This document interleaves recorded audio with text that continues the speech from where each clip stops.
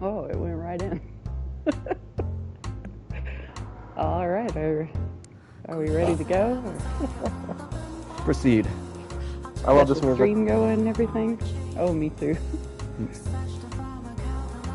Okay. The next morning, Jacopo stood alone in the den by the billiards table. He appeared to be rather agitated. His face was twisted into a frown, his pointer finger tapping restlessly against the hard surface of the table. Evidently no longer able to stay in one place, he paced a circle around the table, then swiped up a rack and a cue, setting up a game of 9-ball. I am not intimately familiar with the ways by which men entertain themselves, but in truth I was bewitched by the sight of him leaning over the table.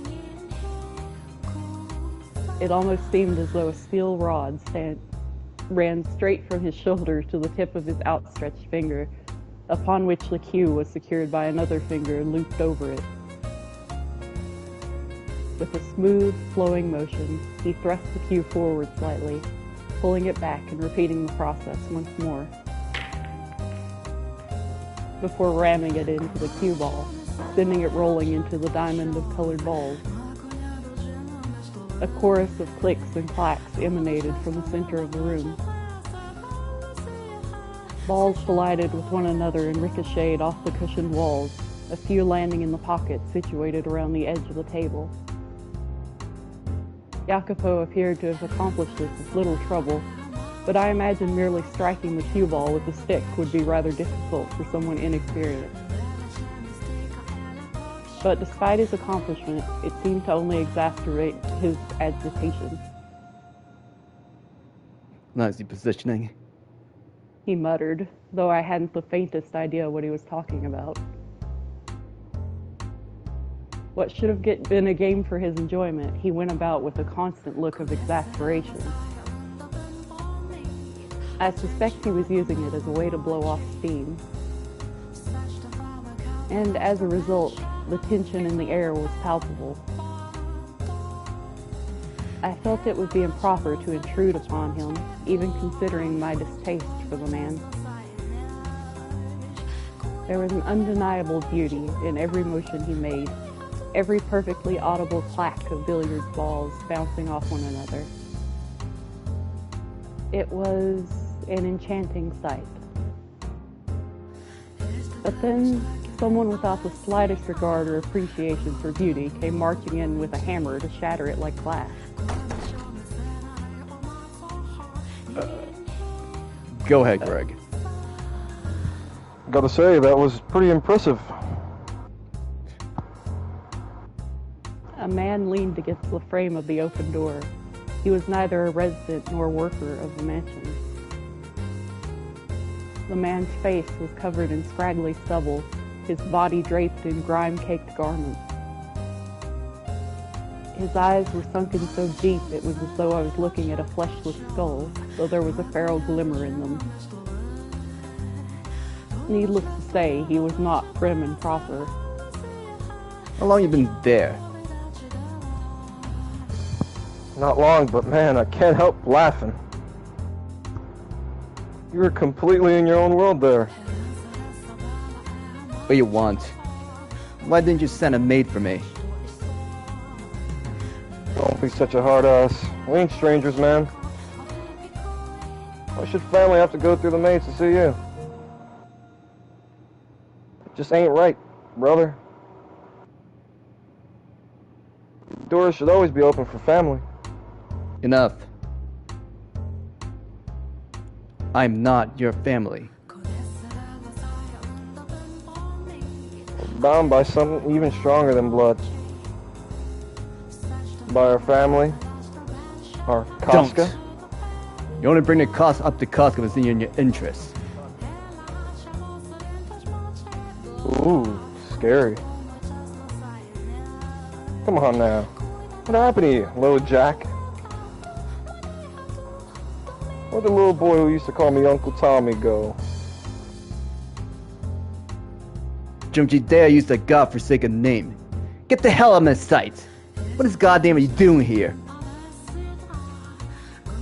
The man hailed from the same country as Jacopo. They had a peculiar relationship. Though they were not blood related, he referred to Jacopo as family. They came from a sunny island in the Mediterranean Sea, a place of many unique customs and an entire underground society. Casca was a word that originated from and referred to those underworld families. It would be another 30 or so years before organizations like theirs received much public attention. At the time, they were not widely known. Just a short step into the future, and they would grow so powerful the very mention of them would send a chill through the room. Hey now, it's no way to talk to a fellow Berzarati. Berzati. No idea. Berzati? Berzati. Berzati. Okay. We're on the short list to become the next Capo Familia. Capo Familia. Okay, good. Good! Good! Next Capo Familia. Good! We respect our brothers. That's how we operate. I could go home and say you threw me out of your house. How'd you like those rumors to spread? Soon to be Capo Familia wouldn't even listen to a little request. So much down anything you said could damage my reputation. I ain't been exiled yet. And as long as I'm still one of them, they won't ignore me. Ooh, some mighty fine looking whiskey you got there. Don't mind if I do. Nothing here is for you to drink. Booze is my lifeblood, man. No love for a brother? You worthless leech. It surely won't be long before you find yourself in exile. If you're lucky enough to get off the hook with just exile, that is. A child could snap that scrawny neck of yours. I'm gonna go. I'd rather go tied up, tortured for days, covered in tiny little cuts from head to toe. You sick bastard! You disgust me. Call me a carnal adventurer. Despise the mundane. The last thing I want is to go out like a wet fart. Is this what you came for? To waste my time with your insipid nonsense? Oh, hardly. Surely you have an idea what I'm here for. How much I need? You damned maggot.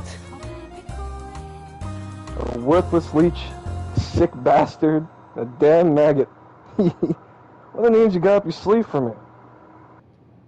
You son of a... Do you honestly think this is how you ask for a favor? Whoops, excuse me. Actually, while I'm saying that, I have to step away for like 1 minute. I'm so sorry. Give me 1 minute. Intermission.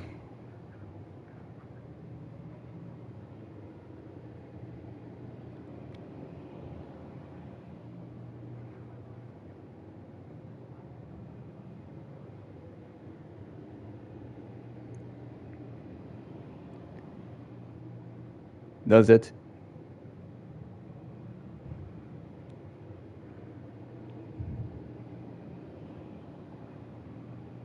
Where is what?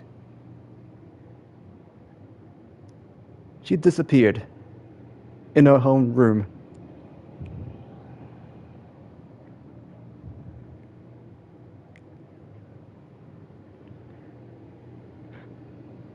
Oh, that's not creepy at all.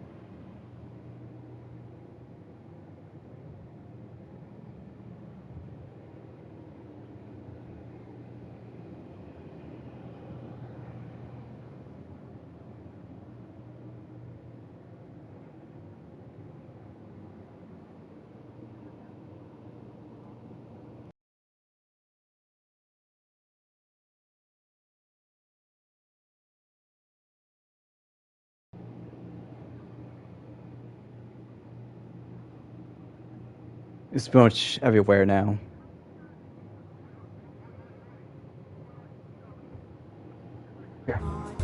I'm sorry about that. I had to step away. Sorry. I really didn't mean that. I beg of thee, O esteemed future capo familia. I'm bone broke. Not even enough money to put bread on the table. Could you spare a little for a brother? You bought this on yourself, I'm sure. I hear more than enough story from you, about you, and hardly any of them pleasant. Drinking, gambling, debauchery. I'm humiliated to be in the same Costco as you. You want to make money playing, you gotta learn the game first. Said the worm who played himself into oblivion. Now, do you honestly believe I give you anything? Oh, but you will. You got no choice. Costco rules. You're required to help a fellow countryman. Especially considering how few of us there are stranded on this colossal landmass. You don't even notice the money's missing. Ain't because you can't, but because you don't want to. But Jacopo, being a tight ass does nothing for you. Me coming to you for help keeps your good name clean. That's the thing about being boss. Quietly keep little shits like me out of trouble. That trouble don't come raining back on you. You do not seem to understand your place. Rather than lecturing me, you should be on your hands and knees, begging and crying for my help. That's what you want. I'll gladly comply. Happy to kiss your boots while I'm at it. Don't even think about it. Know this, there won't be a second time. I will be reporting your conduct to the family back home. I look forward to seeing how they deal with you. Just try to have a little mercy, would you? Hey, is there a maid around? It doesn't matter who. How may I serve you, master? Get a single stack from the safe. Here's the key. It goes without saying, but don't touch anything else. Give the money to that man as you're escorting him out the door. As you wish. Is that all you needed? Yes. Now get to it. Very well. Excuse me. Well. That's one looker of a maid you got there. There's something, I don't know, eerie, strange about her. Fancy that. We agree on something. How long has she been working here? Couldn't tell you. As I recall, she came with the house. Is that the kind of woman you fancy? Gal you can't read will always be interesting. Is that so? Now that he mentions it, how old is that woman? Well, I suppose it doesn't much matter. Oh yeah, Jacopo. One other thing I wanted to talk to you about. Was it this time? If it's more you bother, I will shoot you dead where you stand. No need for threats. This one's about your, better half. What about my wife? Well, to put it simply, yeah. She came to me asking for advice. Looking a little distressed. My wife asked you for advice? Yep. From the sounds of it, pretty rough on the little lady. It just ain't right, man. You manage to snag yourself a broad that pretty, gotta treat her at least a little better, you hear? Looks good with a smile. Gotta make her show it to you every once in a while. Why? Will she come to you about that? Don't ask me. Maybe she ain't got no one else to talk to. You know, whatever it's worth, I am part of the same Casca. Guessing she thought I'd get through to you easier. Really, just have to put a little more thought into how you act around her. She'll be smiling for you like always. Oh yeah, got just the thing. Women love this stuff, so she'll be thrilled. Is that perfume? Haven't you heard? Everyone's talking about it. I'm a big fan of this stuff too.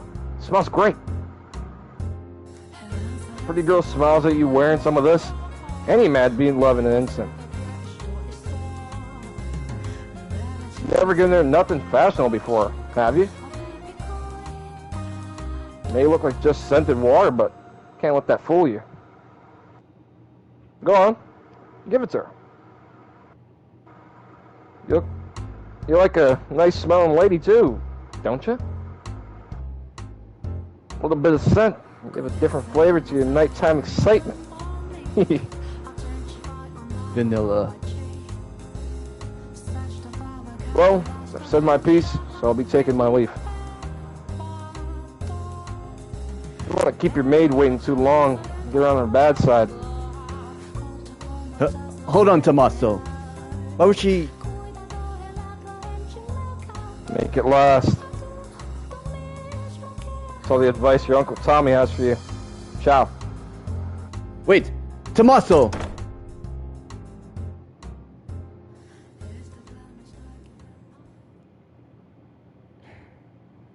Could go after him, but it'd be a simple task to catch him, grab him by the neck and make him tell me. Tell me where he spoke with her, what she told him. But why? Why would my legs not move? Asking him for advice, fashionable perfume, her smile. She looks good with a smile. She'd be smiling for you like always. Can't be. Charlotte ever smiles around me. But she'll smile for him? Last night when she was short of breath, having such a grand time wearing that perfume, getting ready to leave the house. Just who was that smile for? God damn it! Don't you think I'll let you run free any longer?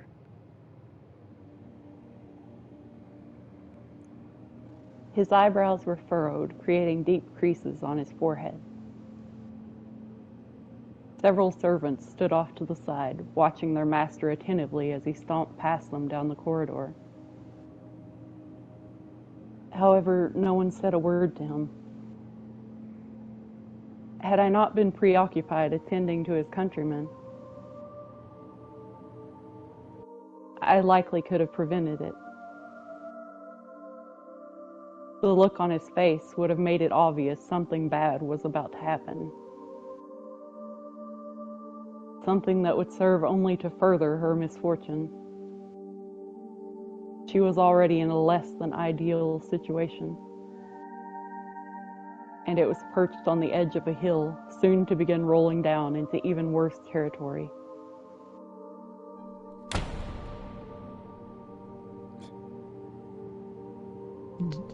Jacopo?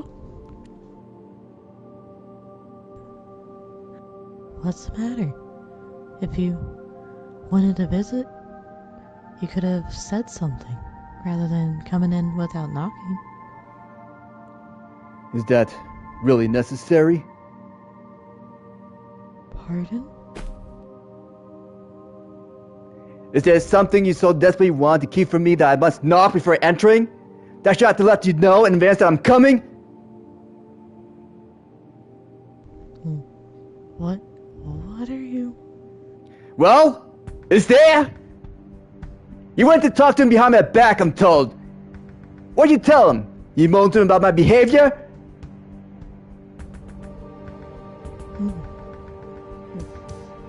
That hurts. You told him I'm rough with you? You cried on his shoulder because I'm not nice enough?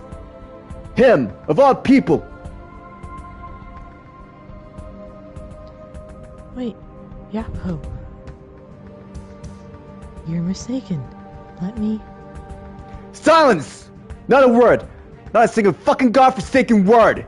The only thing that comes out of your mouth is excuses, lies, and fabrication. You put on this sweet, innocent little girl act, but what's really going through your head? You should just rip that mask off your face. Stop, Jacopo. You look down on me. You're a nobility. I'm just a nobody who married into it. No, stop. Let me go, please. When did it start? How long you been seeing him? Who else have you been seeing? Covering yourself in fashionable perfume and smiling, even though you never smile around me. Please, let me go. I can see in your eyes, he's just a worthless commoner. Why would you think that? Why would you not listen to me? Silence! It's all your fault! Every last thing! I tell you not to leave the house, but you do. I tell you to do as I say, but you ignore me. Every last thing you do drives me mad. I don't have time right now to deal with this. To rack my mind over you, over a woman. I don't have time for it. Why do you not do as I say?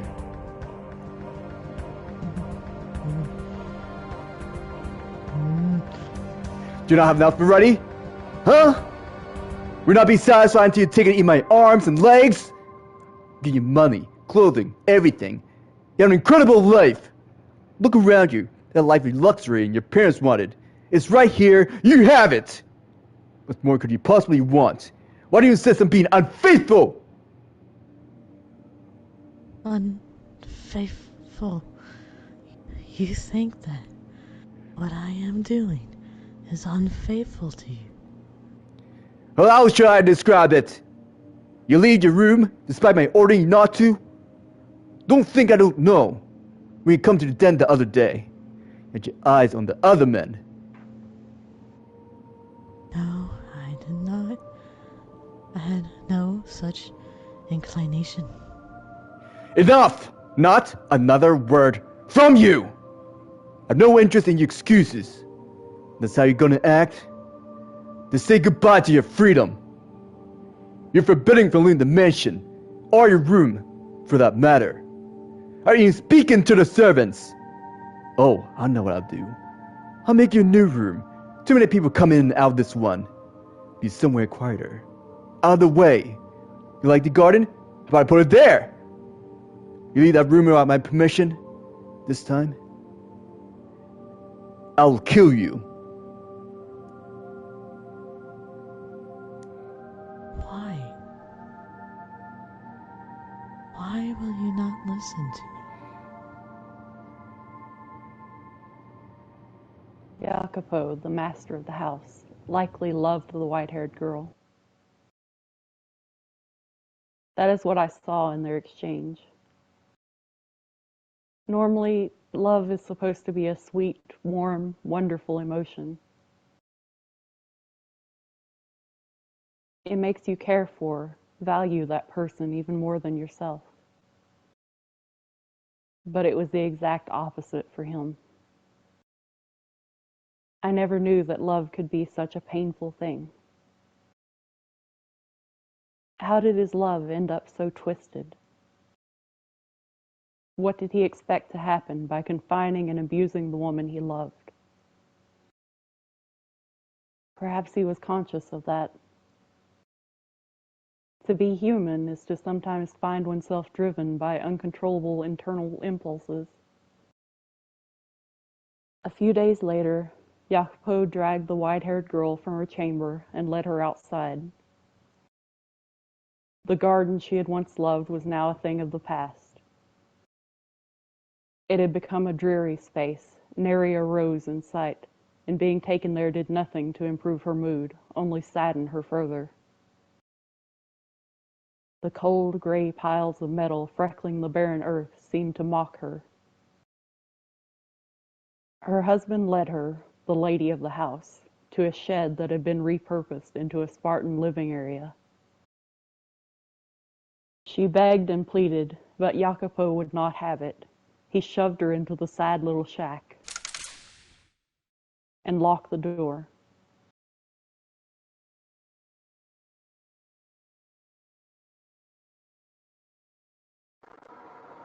My gosh, man, this guy is sweating. You monster. Wait, tell me that's not the shack. That looks like a little cabin. What? Is that Looks a like a nice shack? place, man. That's not a shack. Okay.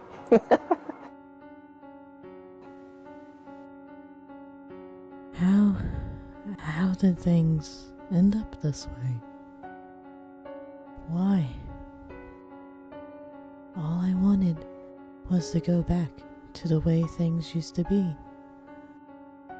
For us to be able to smile around each other.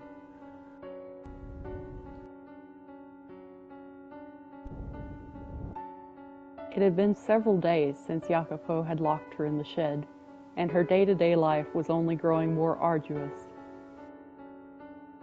She was under constant surveillance. The door was only unlocked to deliver her meals 3 times a day. And despite what an unfortunate situation their employer's wife found herself in, the maids chattered and gossiped and giggled freely. Not even in the shadows, out of her presence, the tactless young maidservants whispered directly to the white-haired girl when they brought her meals. "Look at you, madam, caged away like cattle." I could almost hear the sound of cracks forming in her heart. I imagined she had gotten to the point where she was having difficulty merely holding herself together. She had done nothing wrong, and yet she was forced to live this life of insults and mockery, of ridicule. The only reason her tenuously held together spirit did not completely shatter was because she still had her one and only ally. The maid Maria volunteered to attend to the white-haired girl. Maria took over the duty of delivering her 3 meals, meaning the other maids stopped coming by. And that relieved the white-haired girl's mental and emotional stress considerably. Maria became her sole conversation partner, her sole companion. She did not leave as soon as meals were finished, instead remaining in the shed with the white-haired girl for some time.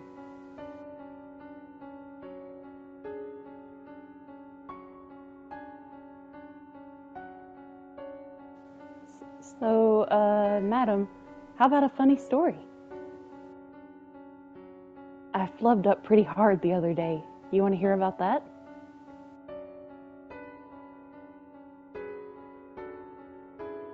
So, a couple days back, I didn't get enough sleep the previous night, right? I'm helping out in the kitchen, half awake, plating up some food. And when I go to bring it out to the guest, my heart about leaps out of my mouth. Guess why? What I thought was a plate was actually an ashtray. Man, I was sweating like a pig. The guests didn't seem to notice, but the other maids were pale as ghosts the entire time. Just about everyone had themselves a case of the vapors. I got quite the tongue lashing at cleanup. Pretty funny, huh? Oh, did you?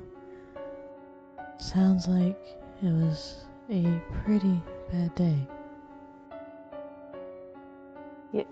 Yeah. Hey, madam? I know there's not much point in telling you to cheer up right now.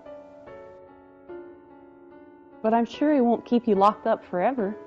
He's just a bit crabby for now. It'll be all right. Although, I guess this is a bit drastic for a temper tantrum.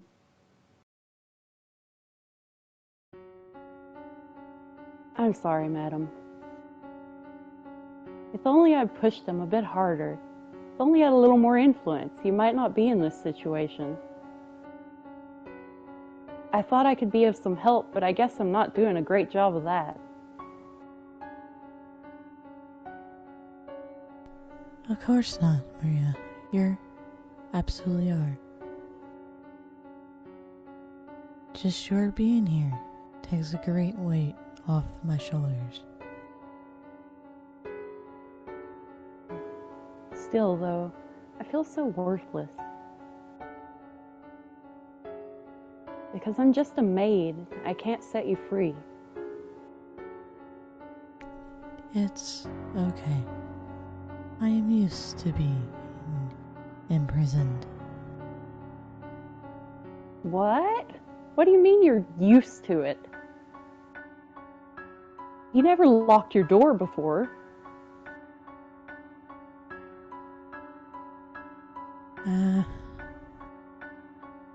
You're right. I'm not sure why, but I feel as though I have been in a similar predicament before, lacking freedom and contact with others. I'm sure it's simply the exhaustion getting to you, madam. No one should ever be used to living like this. Yes, I agree.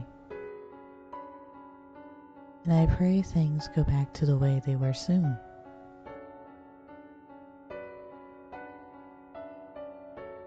Has getting mad at him ever crossed your mind? Getting mad. Yeah, you know, when he yells, you yell back. Let him know he's in the wrong. Never considered doing that?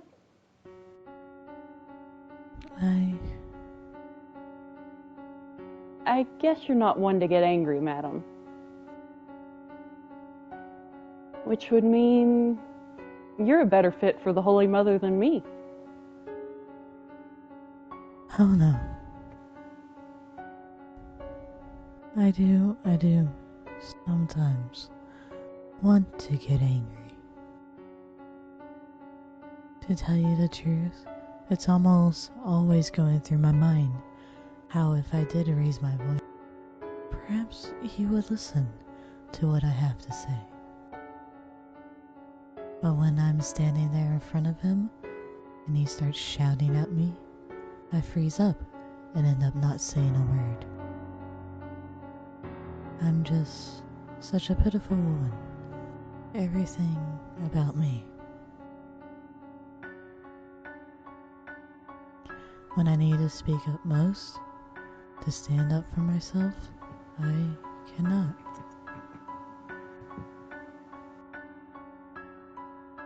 Oh, don't look so down. It's not a bad thing, it's just got you in a little bit of a pickle right now. But I'll clear everything up with him, you hear me? In my mind, your modesty is a virtue. And the more I think about it, I can't even imagine you screaming.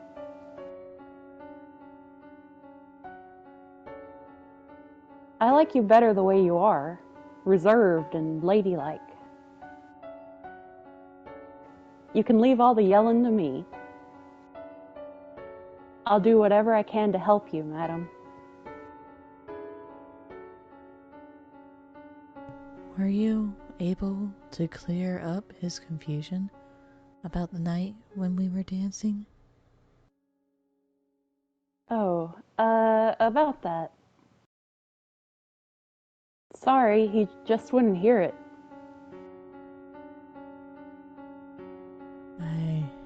I see. But I'm not throwing in the towel. I'll keep trying, as long as it takes. So...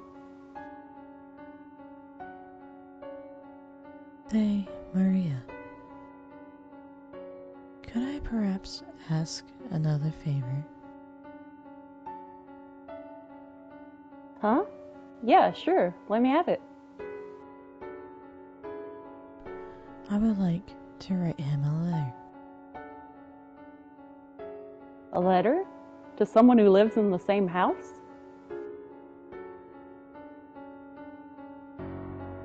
Yes. As things stand, I cannot simply go visit him on a whim. And I feel as though I could calmly express on paper things I am unable to say to him face to face. I suspect I might have more luck that way. I also believe it would be more likely to maintain his composure, reading my thoughts in a letter and hearing them from my mouth. With it, I can clear up all the confusion, and things can go back to the way they were. A letter, huh? Interesting. I'll write the letter, which I would like you to deliver to him. May I ask that of you? Absolutely. Not a problem. Thank you, Maria. You are the only person I can count on, and I mean that.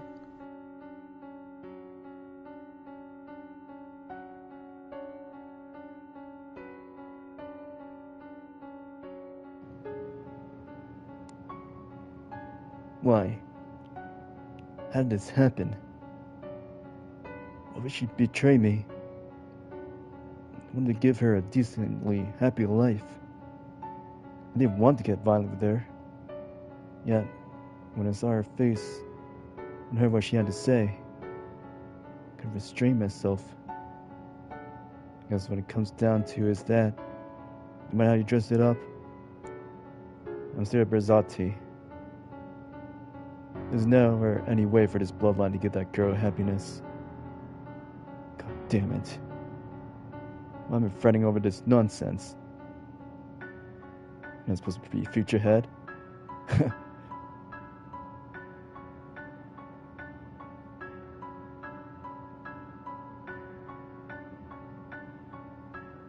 An illusion?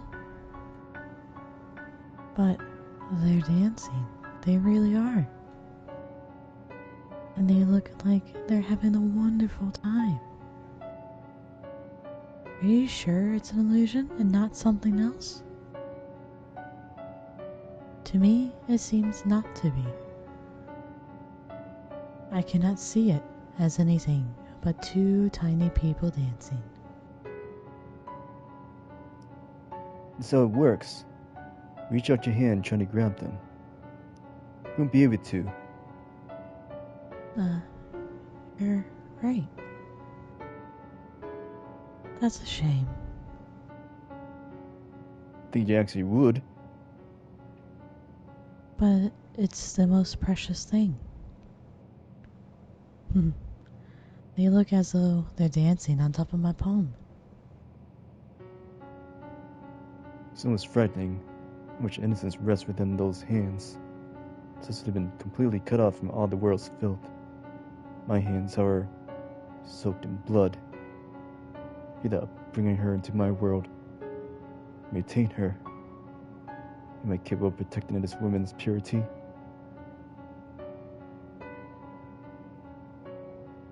Yet, as I watch her so joyously playing, as though I had gotten close to her, I was the one being a child that day. Jacopo, it's me, Maria. Is it alright if I come in? Maria, it's fine, come in. Alrighty.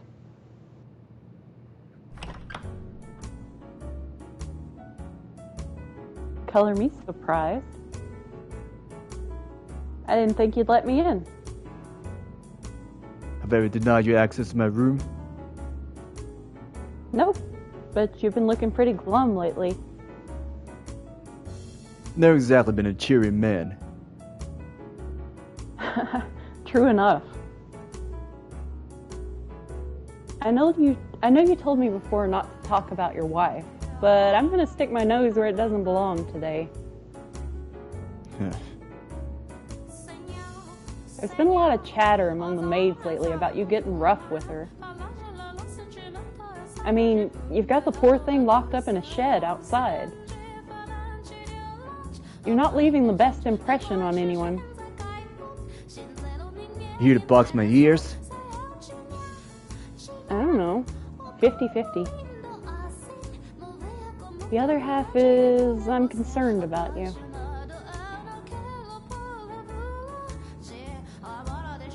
I know you're not the kind of man to threaten someone without a good reason.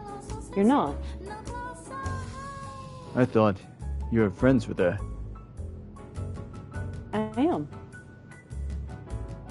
And it hurts seeing her in so much pain. Why has that not changed the way you act around me? I don't think you'd be scorning me with the rest of the maids. Oh, I see how it is. You don't trust me. And we've known each other for so long. This isn't a question of whose side I'm on. You're in pain too. I can see that. You've always bottled things up, kept them hidden. You're too proud to rely on others. But you should probably vent to someone before it reaches the point where you no longer can. Say, Jacopo, do you remember the promise we made a while back? How far back? Back when you were still shorter than me. You were 14 and I was 12. I had to leave town and you came to see me off. Quite frankly, I didn't think you'd come. I was surprised, even if I didn't show it.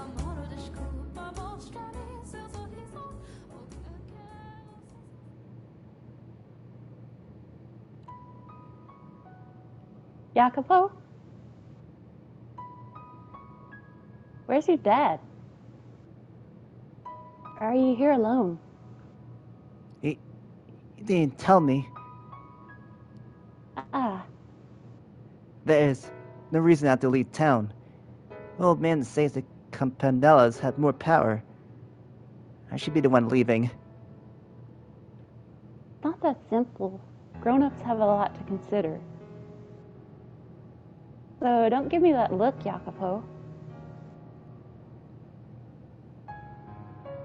We were kids, but we'd both kind of started to catch on to the situation with our families and to the bonds that land held on us. Although we didn't know any of the details at the time. My grandpa owned all the land the city was built on, but he was a very conservative man. He didn't try to spread his influence, instead opting to fortify what he already had. I don't know exactly when it first started, but organizations were used to administrate cities. And when we were kids, my dad was the capo familia, and my grandpa is consigliere. But just because he was an advisor didn't mean he was powerless. While my dad made the decisions, my grandpa was the only one allowed to fight him on them. Your father was a capo di Sena that served under my dad. He wasn't especially happy about that. But parents quarreling doesn't affect their kids, or at least that's what I thought at the time, and what you probably thought too. But there was still a chance we could be caught in the crossfire, so my dad decided to send me and my mom away. Off the island and to the north, where some more prosperous areas. He thought that by sending us there, we could live our lives clean, regardless of where we came from. There's no changing what's in your blood, though. You could have told me to. Or were you planning on leaving without saying anything? No, it was just all decided so quickly. But you sound so accepting. Adults have a lot to consider. You bet they do, but you can at least let them know you're opposed to it, Maria. But no, your tail went straight between your legs as soon as you were told. You just gave up and accepted straight away. I thought you were better than that. You think I don't know that? But I'll just be in my dad's way if I stay. I'm a kid, a girl. I wouldn't be of any help if something happened. And I don't want to need someone to protect me. Never once thought of you just as a girl. Hey now, that's mean. Oh geez, thanks, Jacopo. Now you're getting me all mushy too.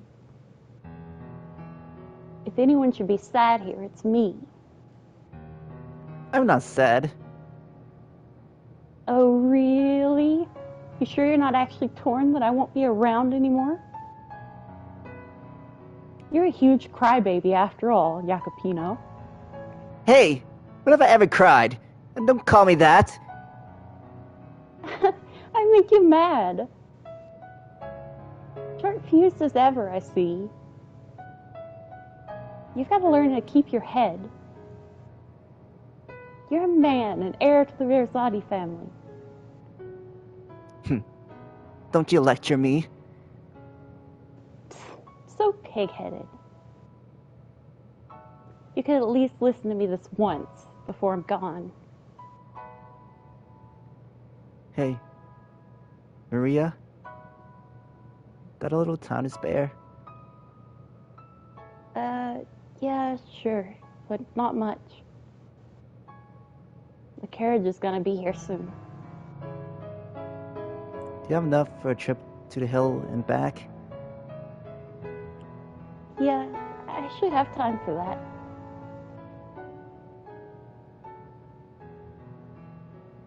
Because of our families, we weren't really able to get along with the other kids in the city, so we played a lot at the top of that hill. It became kind of like our little secret lair. There was an abandoned house up there. I guess an old farmhouse or something. And kids love that sort of thing, you know?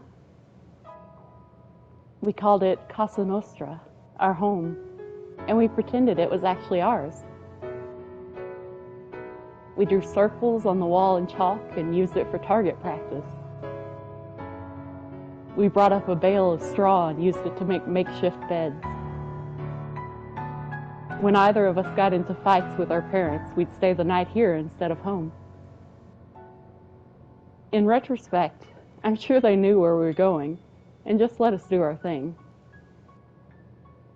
Oh yeah, there was this one time we were playing and a huge storm rolled in, trapping us up there. The wind wasn't just howling, it was screaming bloody murder. It was blowing so hard I thought the house might fly away. As I recall, you were crying that night. Hey, Nero, you here to see me off too? There you go wagging your tail with that dumb look on your face. You have no idea what's going on, do you? It wasn't just the two of us who had made Casa Nostra our home base, though. There was one more, a stray black dog. I'm pretty sure it didn't have actually black fur, though. It was just really, really dirty. Of course he doesn't. He's a stupid animal. Oh, don't talk about him like that. He's one of us. What are you planning to do about Nero? Just leaving him behind? Nothing else I can do. Can't bring a dog in the carriage. Besides, you're here, so it'll be fine. You take care of Nero, all right? He doesn't like me.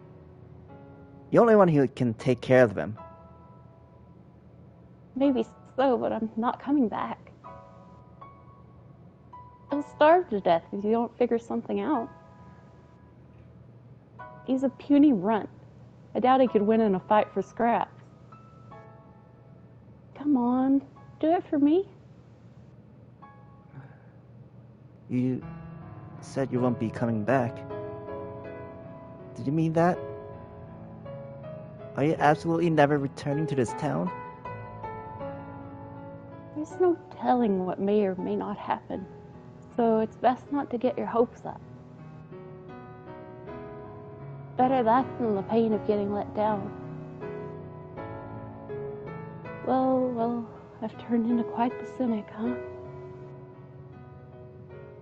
Maybe if I'd been born into a more normal family, I'd be in my room in a pile of dolls right about now, my head in the clouds. I can't imagine you doing that. Nor do I think that's normal. Well said. Hey, stop that, Nero. Quit licking me. That tickles, and you reek. Maria, What is it? come back. I don't care you don't know when it'll be. Just don't say you'll never return.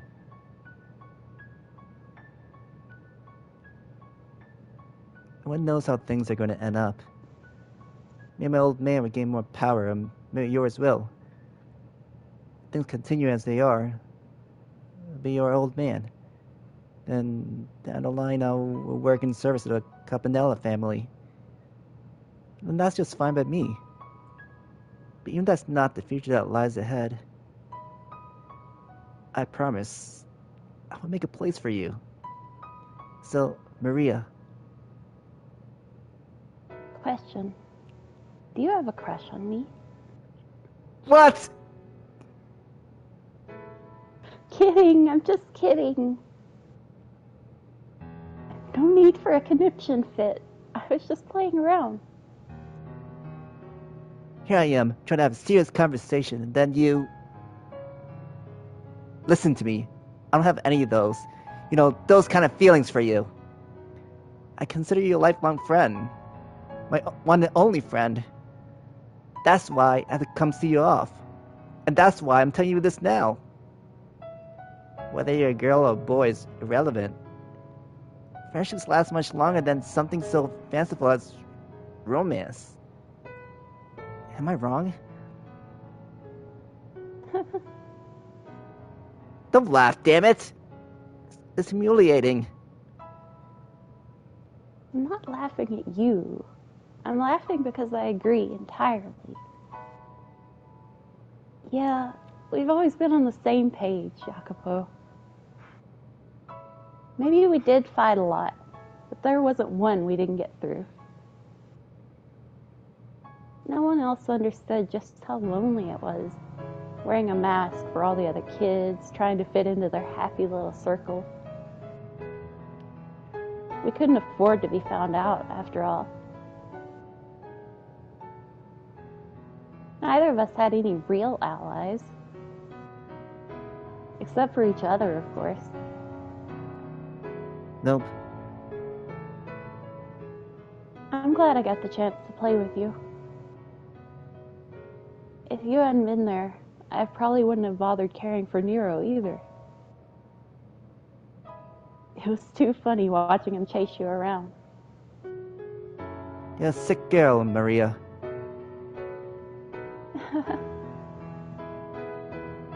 So, hey, Jacopo, this place will still be Casa Nostra even after I leave, right? You won't do anything to it, will you? Of course not. This is our home. That was always the plan. Right. Thanks.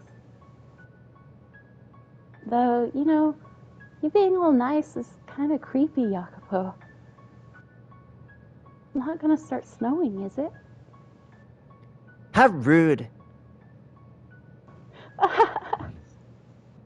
Well, it'll be like that. Not sure I would want to give it to you. Huh? Give what? A present? You should have said so sooner. Gimme, gimme. You don't have a threat attack, do you? What's it matter? Come on, what'd you bring? Let me have it, soldier. Oh, Maria. Consider this a temporary parting gift. You've been wanting one of these for a while. Hmm? Oh, is that a cartridge? From a Colt Navy? No way, did you swipe it? I'll probably catch hell for it too. Wow, this is amazing. I always wanted to get my hands on the real thing. This is from the one hanging up in your house, isn't it? The one your dad was bragging about. They just started selling them this year. It's ridiculously hard to get your hands on one, or so I hear. Man, guns from the New World or something else, all right. Just imagine in the moment the hammer comes crashing down on the back of this, sends chills down my spine. Are you sure a girl going crazy over a bullet cartridge? What's the big deal? I like what I like. You'll get in trouble if you don't put this back, though, won't you? Don't worry. I'll return it when you return. And I won't tell anyone I gave it to you. Okay. Well, I guess we'll take you up on that then. Thanks, Jacopo. It'll be my treasure. This goes without saying, but don't you lose it. I give it to you as a symbol of our friendship. No matter how far apart we may be, or how much time may pass, or how things play out with our families, we will always be friends. That cartridge symbolizes that promise. It's a promise, Jacopo. Our families may outwardly hate each other, but I'll always be your friend. Always be on your side. Don't you ever go back on those words. I swear upon this glorious cartridge, this historic land, and the names of my ancestors, I shall not make myself a liar. I trust you, Maria. We'll meet again. It may be many years from now, but that won't change a thing. Our friendship will never fade.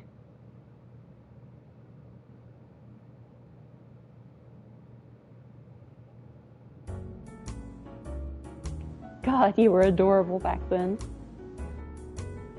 And short to boot. But now you've hardened so much. I was flabbergasted when I next saw you. Dressed all fancy from head to toe. You've become quite the smug little bastard, I'd thought.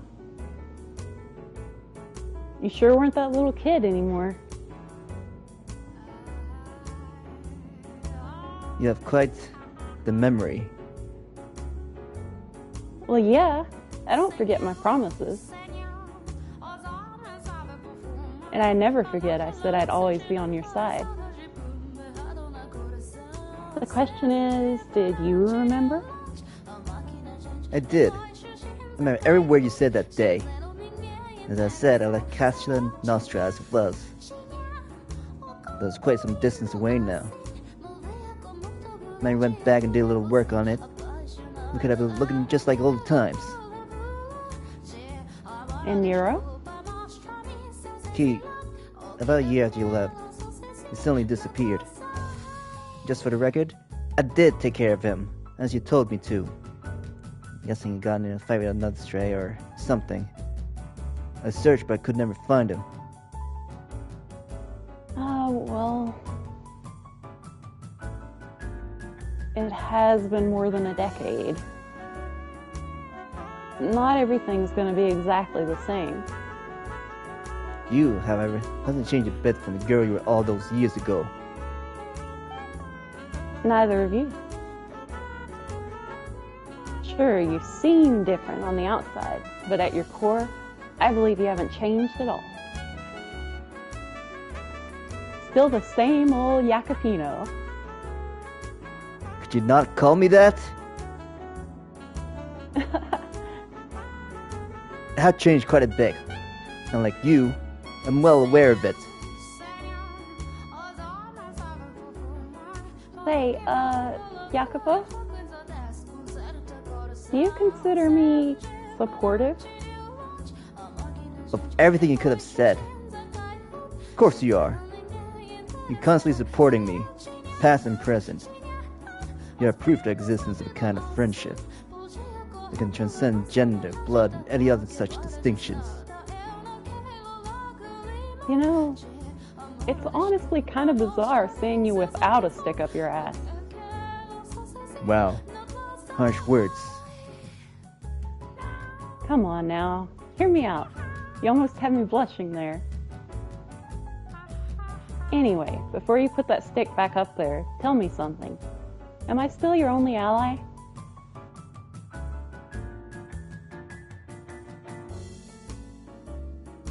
You are. Of everyone in this mansion, I'm the only one?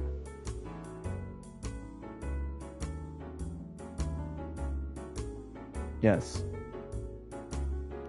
She would at least have a little more.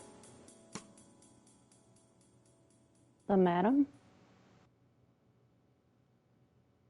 I didn't actually intend to treat her like that. Believe me, Jacopo, I know. I mean, from a girl's perspective, what you did is pretty awful. But hey, I'm not a girl, according to you anyway. I will always be on your side, no matter what. God, please don't being counseled. That's what I was going for.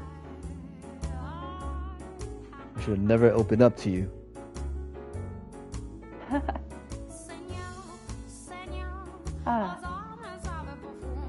Huh.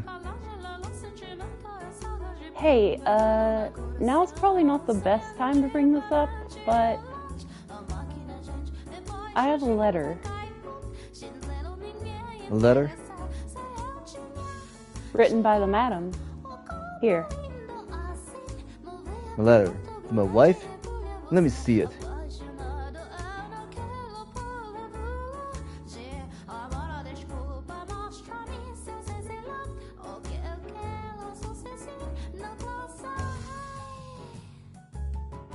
What the hell am I reading? I was considering keeping it a secret, but having seen it, I thought hiding it from you might only hurt you more, so I decided it was best to show you. Who is this? Who's this letter for? It's as if, but I can't. I love you. Who's she writing to? I don't know this man. Take a deep breath, Jacopo, and listen to me. The madam is having an affair.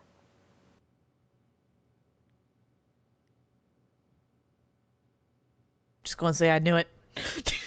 I had that feeling. I was just like, oh no. Alright, I gotta get up real quick and get the food that my brother bought. I'll be right back. Okay. Intermission.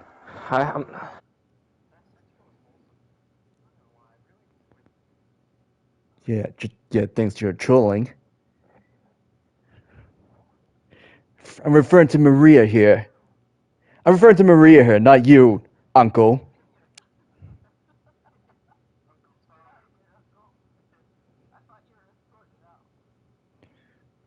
Yes, you're sleeping. Yeah, sleeping with the fishes now.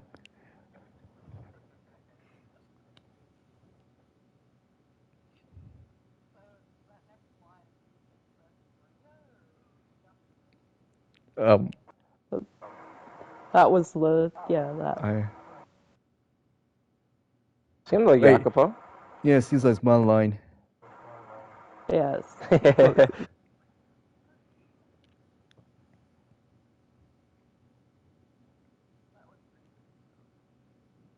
So you think?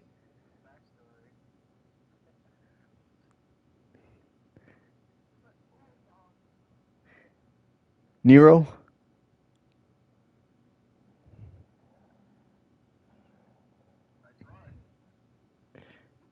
Tried what?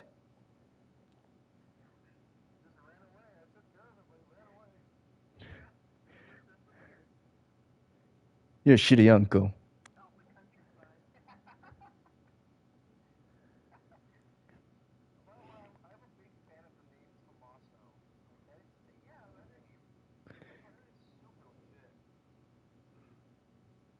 You guys need to hang around more Italians.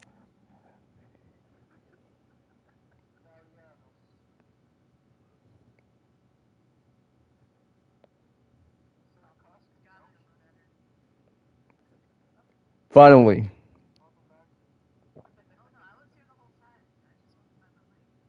What?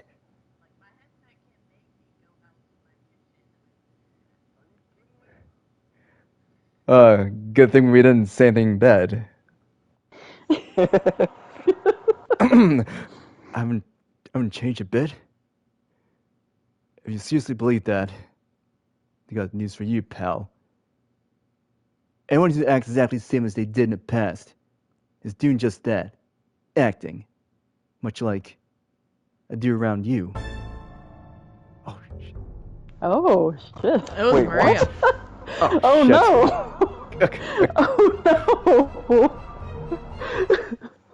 no. This is Maria, start over. Whoa. No way. Unexpected. Okay. I haven't changed a bit. If you seriously believe that, then I've got news for you, pal.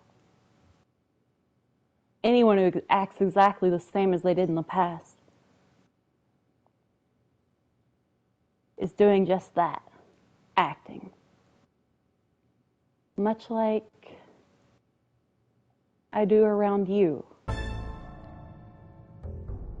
Our friendship will never change? What a fucking joke. You picked the wrong girl to put your trust in. And they call you astute. Can you taste the fucking irony? Well, that just makes things easier for me. But my God, it's suffocating playing the good girl. That stupidly cheerful little ray of sunshine, Maria. Sickening. On the other hand, the payoff is fantastic.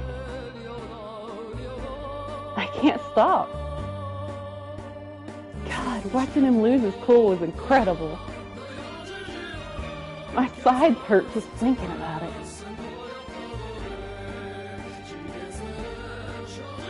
You're saying you told me she wrote this?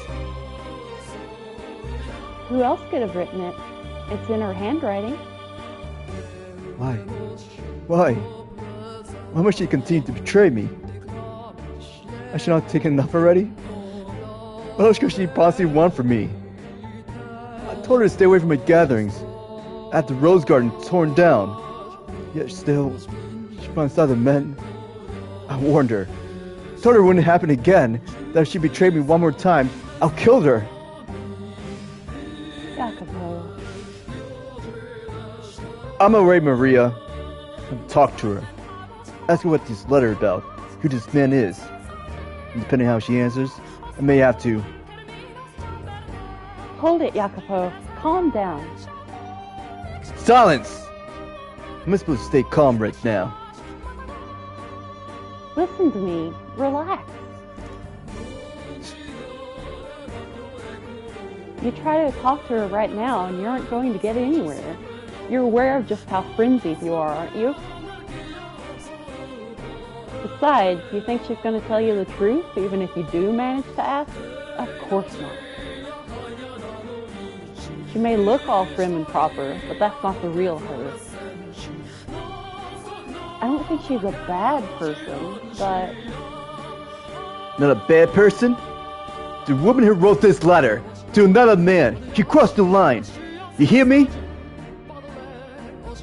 I agree with you there. She's gone too far with this letter. But remember, she's your wife, and the daughter of a noble. You know exactly what will happen if you lose control of yourself and do something to her. It's not going to look good for you.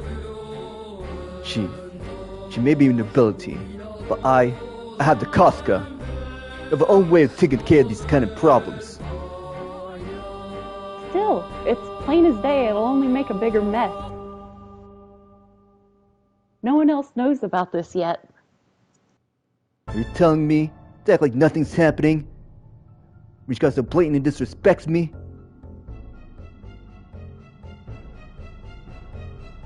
Jacopo, could you let me take care of it?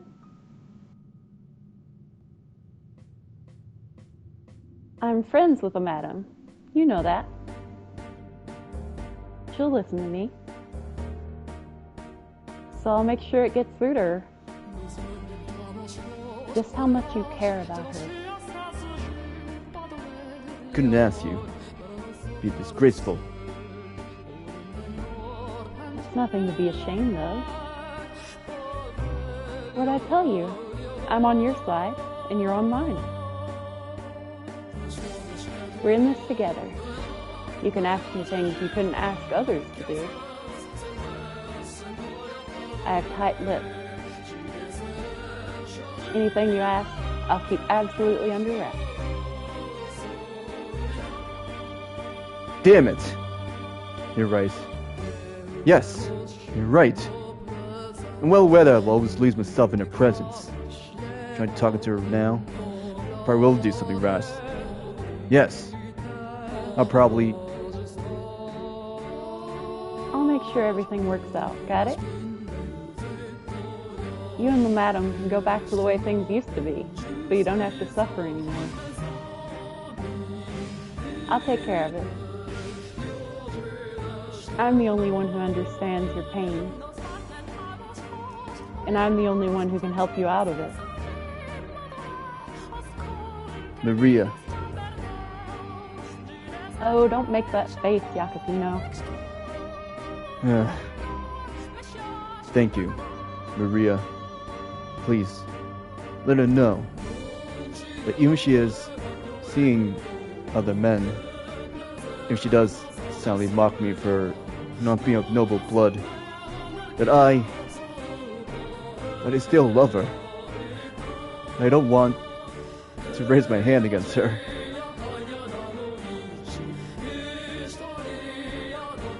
You love her? That's a riot. You're too busy chasing your stacks of paper. You don't have what it takes to truly love a woman. I will say though, I was surprised you lost your head that badly. Quite the little crush you've got on her. You could just sit down and talk to her like a rational human being and presto, all your problems would be solved.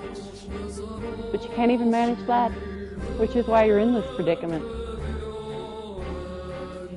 Once you're convinced of something, Jacopo, you never let go of it. And she's too timid to speak up for herself. Sorry, madam. I got nothing against you. I just didn't expect things to go quite this well. There's no stopping now. Not when I've got this much momentum. Also, watching a pretty girl like you break down gives me goosebumps. You're still convinced I'm the only person you can trust.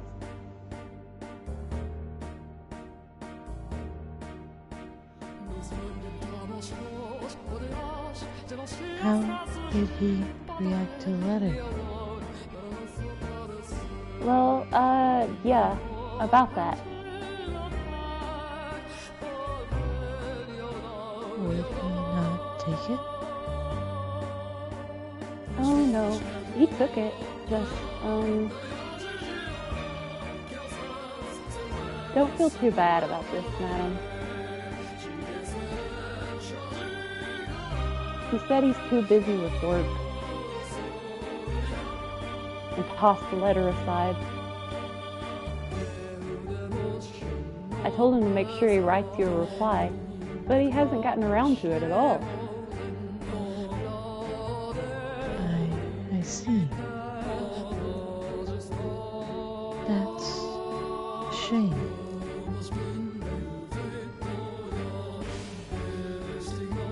Kills me to see you like this, madam. I don't get why he has to be so heartless. Not even taking a little bit of time out of his day to read the letter you poured your soul into writing.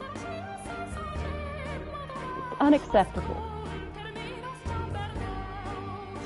I'm sure he's busy.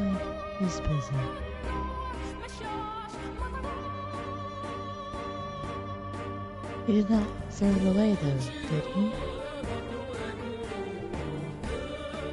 I imagine he means to read it when he has more time. Madam, after everything he's done to you, you still think he means well? I have faith. My timing was poor, that's all. I believe in it. I believe that the day will come when he gives me his attention again, as he did before. Adam, So, could I ask you to plead with me, Maria? To have faith that he will once more show me his love, and that mine will reach him. Something tells me that it will all work out if you pray for it. yeah, okay. If you're fine with me praying, I'll pray. I'll get down on my knees for you, madam. I'll have faith. Thank you.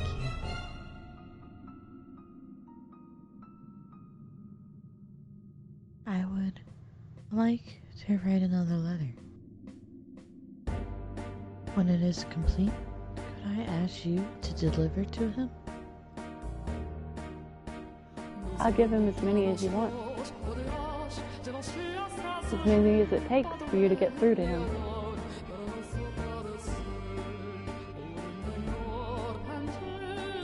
You really ought to learn not to be so trusting, madam. Take a real close look, and you'll see exactly who it was that ground your happy little life into dust. Thank you, Maria. I'm the reincarnation of the Mother of God.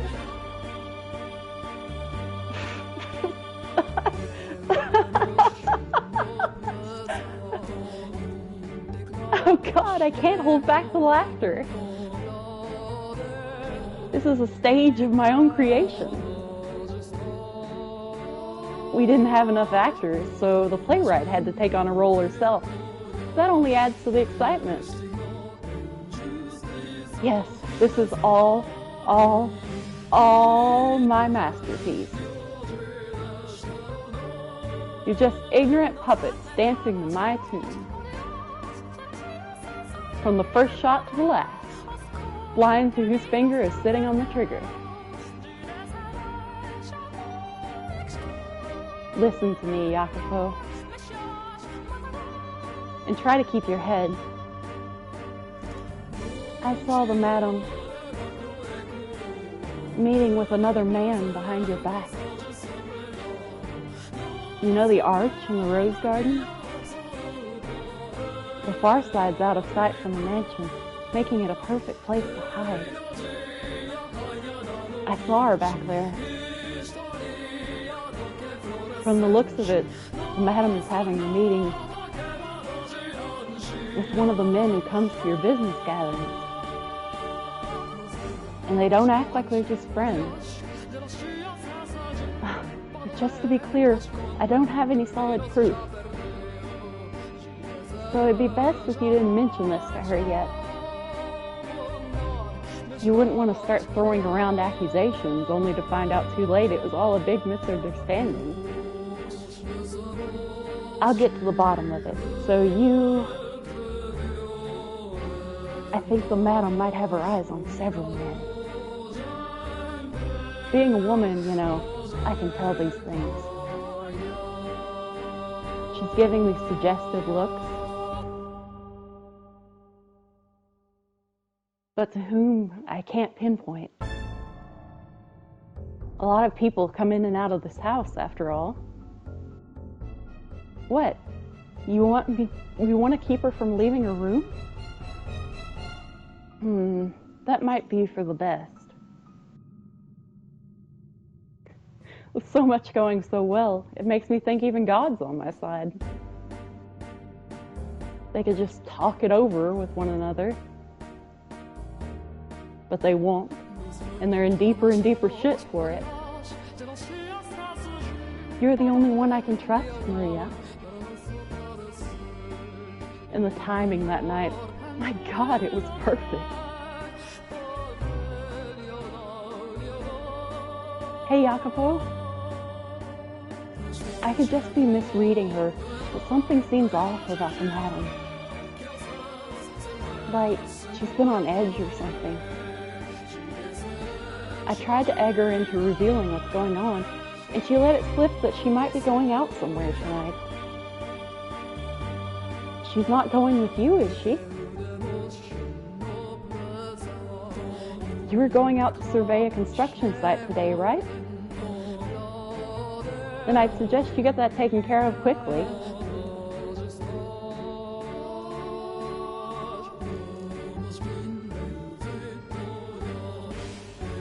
A dance? At this time of night? Yep, and since it's so late, no loud music. All you get is a little whistling courtesy of me. But this room is too small for. We use the Great Hall. Wouldn't that put us in everyone else's way? They would probably complain about the noise too. No need to worry.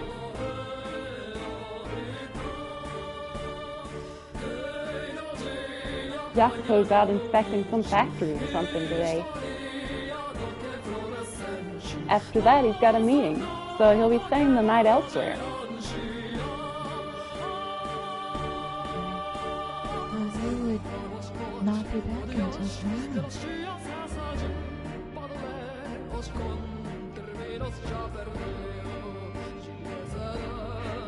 How'd you know that?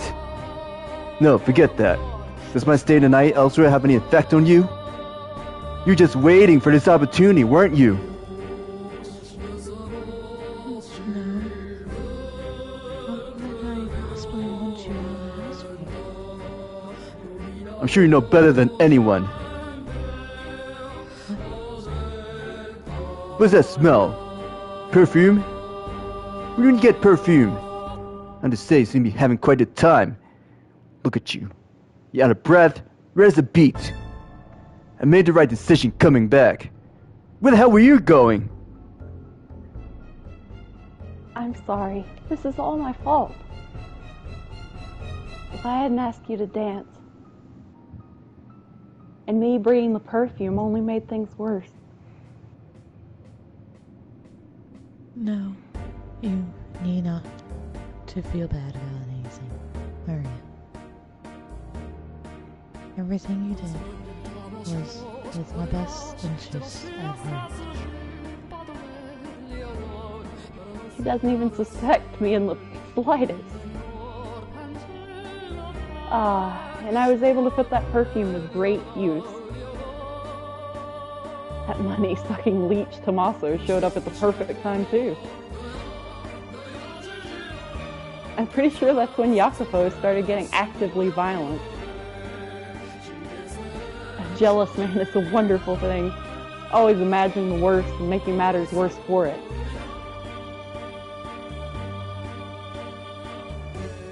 Wow, is that you, Tommaso? It's been so long. What brings you here? Ooh, look at who it is. Little Miss Campanella. There's a surprise. Didn't expect to see you on this side of the Great Blue. Oh, you know, I've been giving Jacopo a hand. Huh. Well, color me impressed. What happened? I thought you wanted nothing to do with him. That was between our parents. Jacopo didn't have anything to do with it. Well, sure be nice for all you younger generation to go through life without nothing to spark that kind of powder keg. Not that it's my place to talk. No need to worry yourself about any of that. So, what brings you here, Tommaso?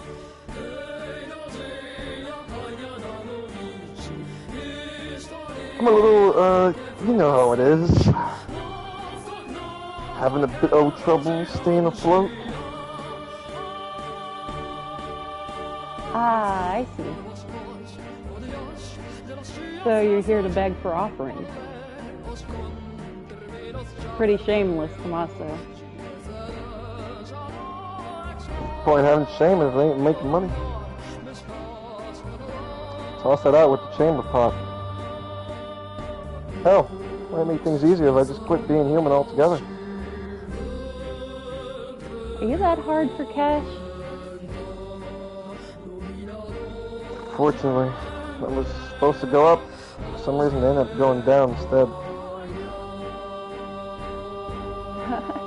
Might be best if you kick the gambling habit. No, that's like telling me to go off myself. I bet. So, say, Tommaso. Maybe I could pitch in a bit too? Ooh, you mean it? Be a huge help. There's seriously not a scrap of shame in you. However, in exchange, I'd like you to do something for me. Someone whose face needs a visit for my fist? Depending on the number, I could possibly cut them into chunks and toss them into the ocean. Damn! Whoa, keep it clean. I'm not asking you to do anything like that. What is it then? Something a lowlife like me can do? It'll be easy. And it's nothing bad either. You're going to go talk to Jacopo, aren't you? Well, there's something I'd like you to tell him while you're at it. You know he's married, right? He can get pretty nasty with his wife, though. So? Sounds like she's got it rough. She does. And she's religiously devoted to him, too. I've been trying to nudge things in the right direction to get her back on good terms with him, but I haven't had much luck. That's something the two of them should work through. Normally, yes. But it's reached the point where I can't bear to sit back and watch anymore. I don't like seeing the two of them in pain. I want to do something for them. How noble. Very devoted yourself, little lady. I'm not important right now. Just doing the right thing. But the thing is, Jacopo won't hear a word of it. I figured maybe you, being a man, might be able to get through to him a little better than me.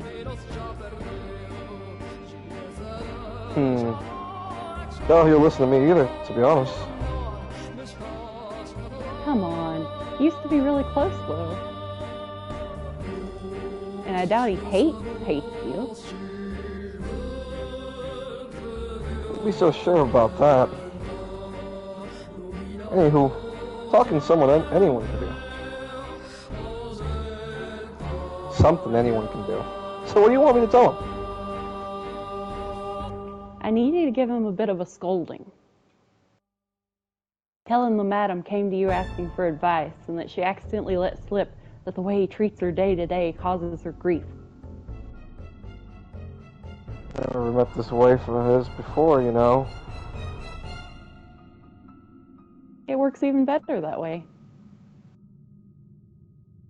She's so downtrodden she can't talk to anyone about it, and she thought that maybe you, being family, might be able to help. She's never met you, but she's still latched onto the ray of hope. And I'm sure when Jacopo finds out she brought it up with family, he'll know he can't keep mistreating her. Things like this, they hit home harder when they come from someone on the outside.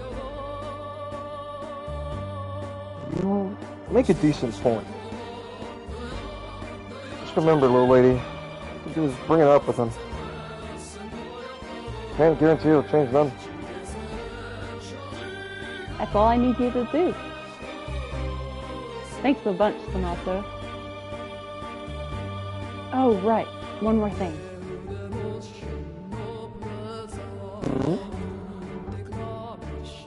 This is some perfume that's grown quite popular recently. Ask him to give it to the madam as a gift. If you won't take it, you keep it. Give it to another woman, sell it, whatever you want. Good feel, man. Very thoughtful of you. You do like getting gifts like that. Yes, we do.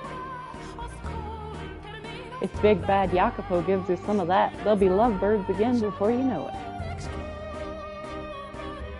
I'm sure of it. Never thought a day'd come when I get to play Cupid. I'm starting to get kind of excited about this. Stay focused, Tommaso, and thanks. Also, you didn't hear any of this from me. I'm fine just pulling the strings from the shadows.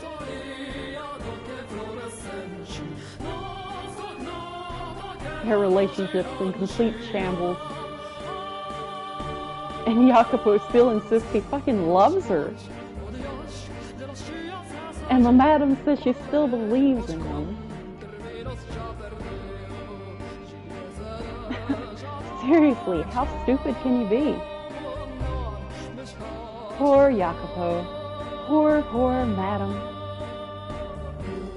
Now then, let's see where this boulder rolls to next. And how far it keeps rolling. Naturally, I'll be nudging it along its way.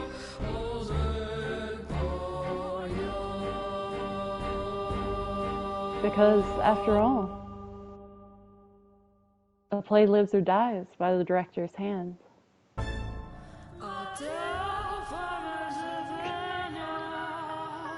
This might seem like a simple and dumb question, but I have to ask, what do you think is the purpose?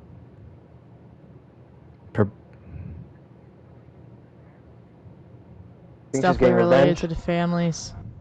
Because, like, her family was ahead and something happened that put Jacopo's family higher, it seems like.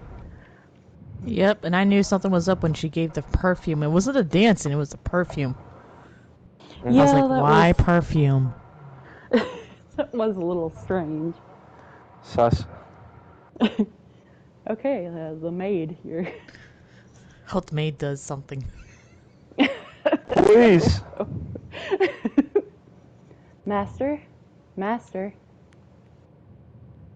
Are you shocked? Or do you instead lament this development? I was deeply sorrowful. Though to a lesser degree about Maria's true intentions and more my shameful inability to recognize her machinations. At the time, I too believed that Maria was the white-haired girl's one and only ally. It was not until everything had drawn to a close that I discovered the truth. Then I now know how the tale ends, you say? Yes, that is correct.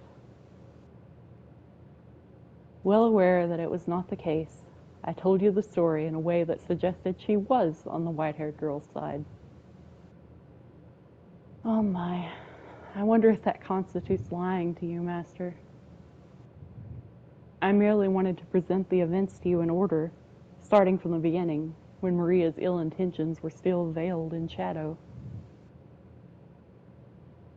I wanted you to know the same feeling of consternation I had experienced.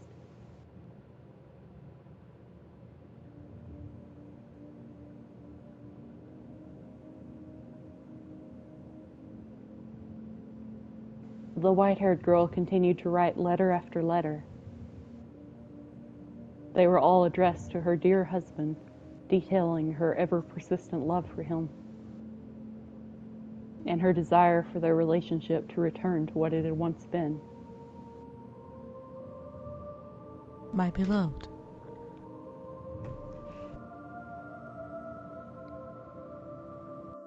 I'm in the sneezing fit, hold on. Don't write that That's where down. the tears are coming from.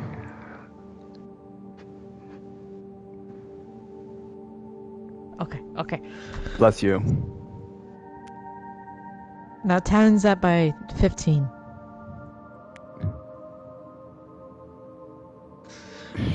I am sure your hands are quite full right now.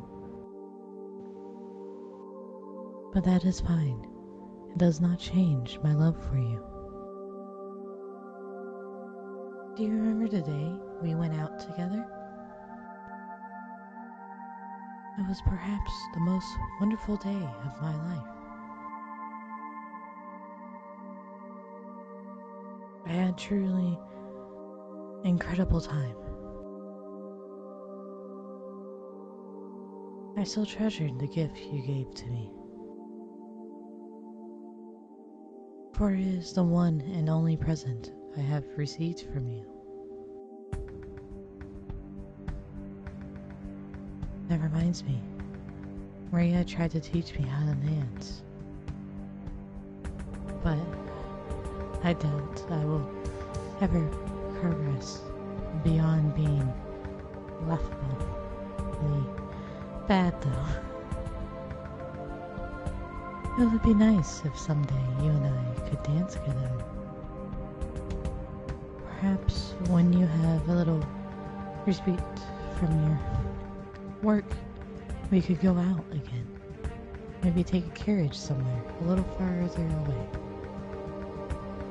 And we could dine at a restaurant more to your liking. Although I think the cuisine at the other restaurant was exquisite, personally. I do perhaps have a little unrefined palate.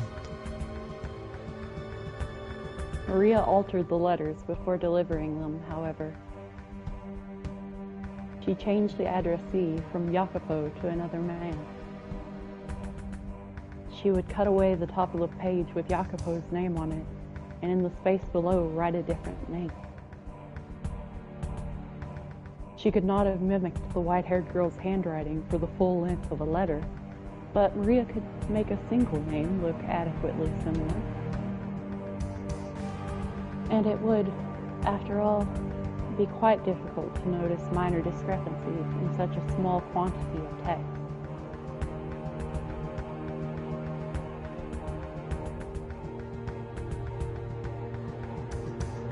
Again, not a letter? Why does she keep writing these? To Jacopo's eyes, the modified letters looked like professions of love for another man. The more she inscribed of her feelings for Jacopo, the greater the turmoil grew within his heart, even though her love was directed toward him. I can't believe what I'm reading. A restaurant more to your liking? I knew it. You have been going out with other men, all the while pretending to be chaste in my presence. I still treasure the gifts you gave to me. For God's sake. You have to be fucking kidding. Yeah. I'm sure she can't leave that room. She'll never see this man again. In time she'll let go, and so will he. Listen to me. Your assignment is to hope that everything will fix itself. How did I end up like this? Such a pitiful man to become. On the surface, Maria acted quite heartbroken at the sight of their suffering. But when she returned to her room, the walls echoed with her cackles. She derived a great deal of entertainment from their squirming. The more they writhed in anguish, the deeper her satisfaction grew.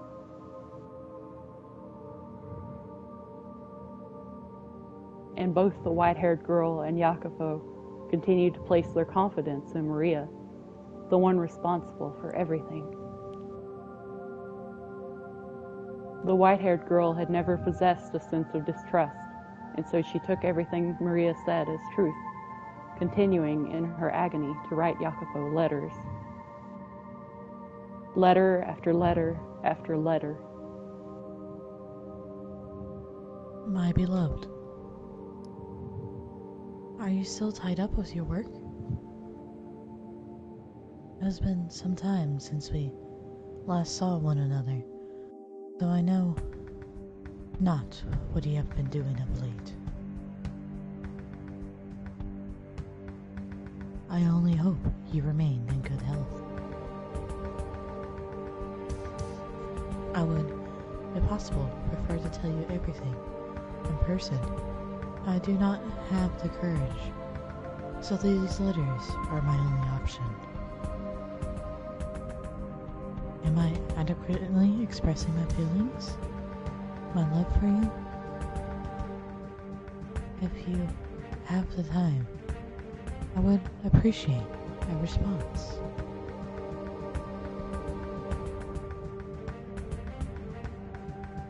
You're never gonna get a response, though. Not as long as I'm intercepting them. There's no way I'm allowing these or your love to get to him. I could just stop reading them. So it'll make things easier. But if you don't, imagination will run wild, fantasizing about her writing to this other man, or she might be putting in her correspondence. I'd be better off not knowing the truth than torturing myself with fantasy. It's the better option. Jacopo accepted every letter Maria delivered, without fail. He would merely nod as he accepted it, his face contorted in discomfort, and then pore over the text when he was alone. I assume he did not want her to see his heart sinking into darkness. Had he put his trust in his wife rather than Maria, he would have almost certainly been able to realize the letters were directed at him, despite the altered recipient name. Everything she wrote about concerned him, after all. How could someone who had lived as isolated a life as her have so many identical experiences with two distinct men? Why could he not find it in himself to trust her? Perhaps doubting her was simply easier. If you were in his position, would you trust her? Would you maintain faith in her, the woman who had waited so long? Would you believe the feelings she professed for you were genuine?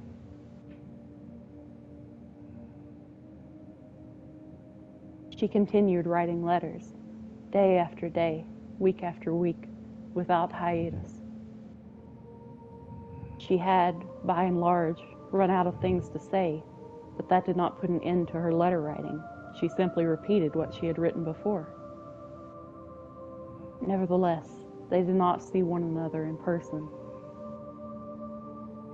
The white-haired girl, forbidden from leaving her shed, could only wait for her husband to pay her a visit.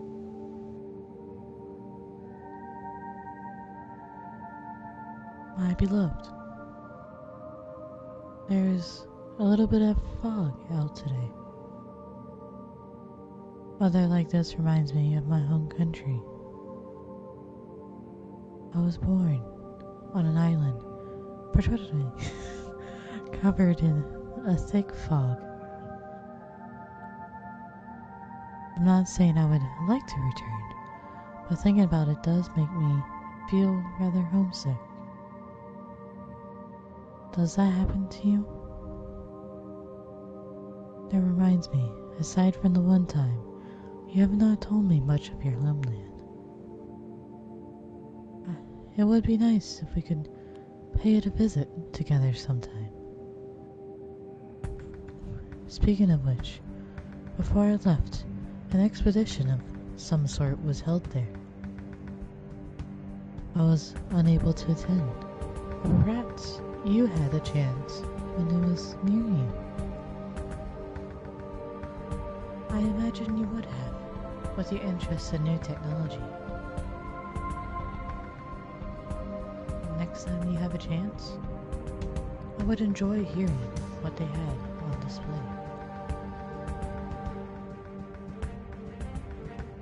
An exhibition? That's right. There was one. It was a year ago. Got quite a bit of attention, since it was supposed to have just been held in Paris. I was busy preparing for a wedding. I had no time to attend an exhibition. I was doing that, giving you, a woman I'd never met before, my full attention. Thinking you was a different man? Had this been going on for that long?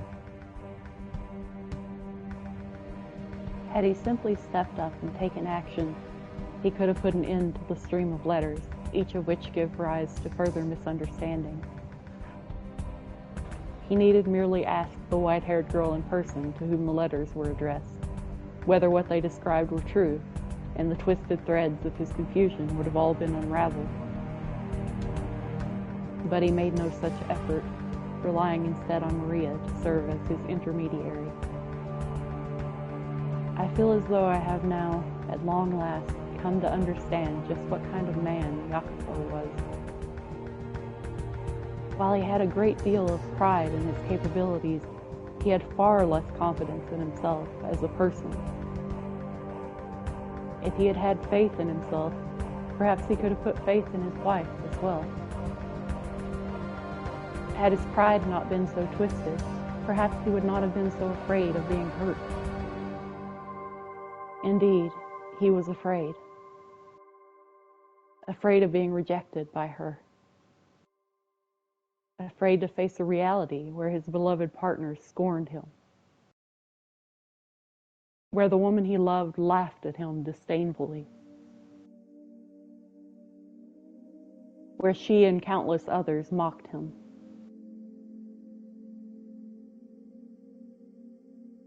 The thought of it paralyzed him.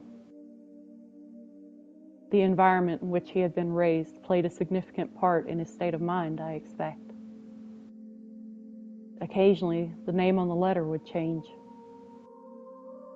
Maria was making the white-haired girl out to be having affairs with multiple other men. She could never do any such thing, of course. But Jacopo, thinking Maria to be his only ally, believed everything she said.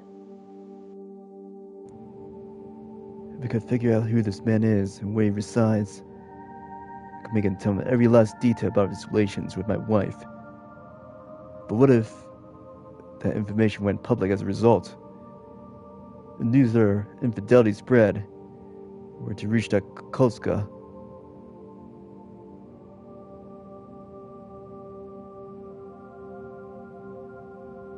Go ahead, Greg. Fate of the Berzatis? Berzatis. That's correct, right? Berzatis, I'm so sorry. The fate of the Berzatis is in your hands, son.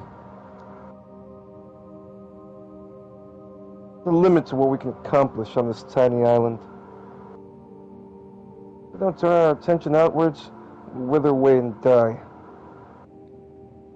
Not just this family. This whole land will find itself famished, emaciated, defenseless against invasion as we waste away. I won't stand by it and watch my homeland crumble. Sure, our methods may be crude and not always worthy of praise. They produce undeniable results. The unfortunate thing is, the previous capo familia was incredibly reticent, man. I've never heard that word before. Reticent. What does that mean? You know, reticent. Never heard of that before. Anyways. Just keep going, Father. Continue. You can put the next line. Okay, thanks. Took all he had to merely preserve a small chunk of the world. I don't like that. Neither are you. All I can do is lay the foundation to make it easier for you to do work. It means everything rests on your shoulders. Both the future of the... I can't believe I forgot it already. Berzati? Berzati. Oh, Berzati, I'm so sorry. Both the future of the Berzati family and the future of this country. It all falls on you. Marriage is happening too quickly. It'd be madness not to her, given the circumstances. Just be well aware of that. In the Berzati name, allow me the social letter in short order. We're going to have everything ripped out from under us. If a woman isn't to your liking, you'll find another one that is. I'm only going to be your wife in name. Listen to me, son. You must not allow her to fool around. What are the most vital things to have in our society? Money? Power? Yes, those are important. What matters most is respect. No one's going to follow a capo familia they can't respect. Try to undermine your authority. When someone deems you weaker than them, courtesy goes out the window, and that's a judgment that's near impossible to overturn. The trail spreads like a fire through a forest. Once that flame's lit, the both of us come crashing down. You must not let anyone look down on you. You must not let anyone think you're the kind of man a woman can walk all over. If, by any chance, your fiance is ever unfaithful to you, kill her before anyone finds out. Your place is above others. Climb to the top. Never be content with someone above you. Never forget the weight you carry on your shoulders.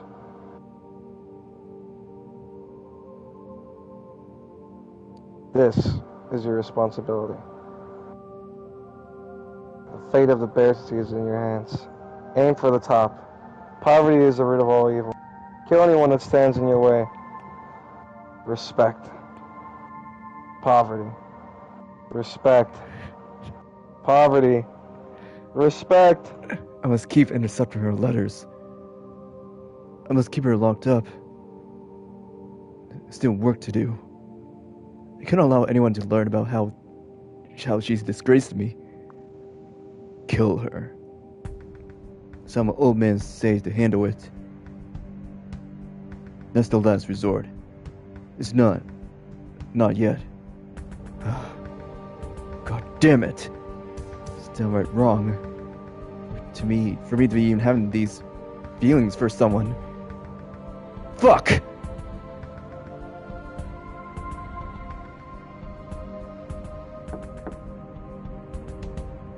Master, your carriage is waiting outside. How are you coming along? Coming along? Oh, that's right. I had an inspection scheduled today. I'll be right out. Have him wait.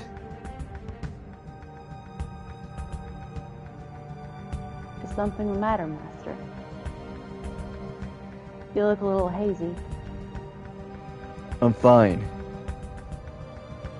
If you're not feeling well, you should stay. I said I'm fine. It's not your job to try to infer my condition.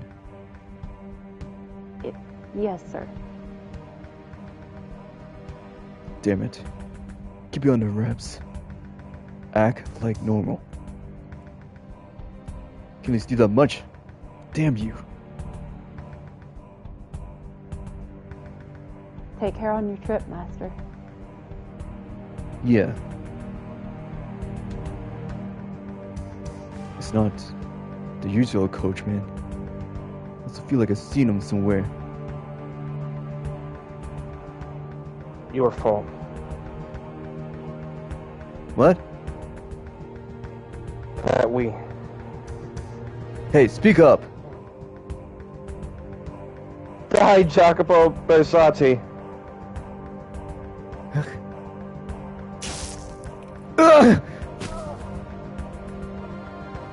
Master? There's a knife in your stomach. Oh God, someone, anyone. Silence. Don't make a scene. Call a doctor. Yes, sir. Now I remember. I've seen him before. That's right. Put his factory out of business. I needed out the picture to expand my own business. I guess he held a grudge about that. Should have been more careful. Blood flows. Surprising abundance from a stab wound. It's not stopping either. Son of a bitch. The world's going white. Come on now. You have to be kidding.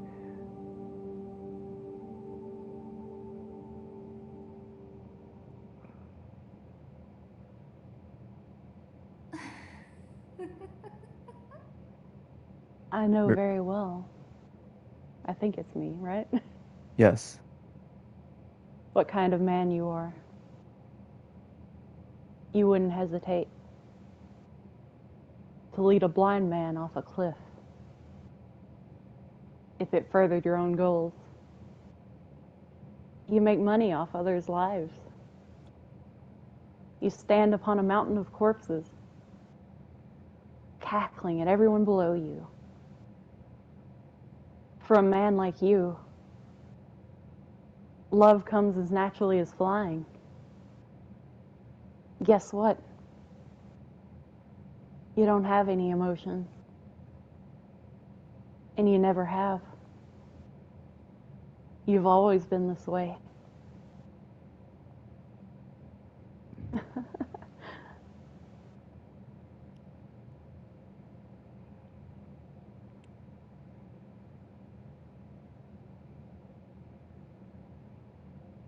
My childhood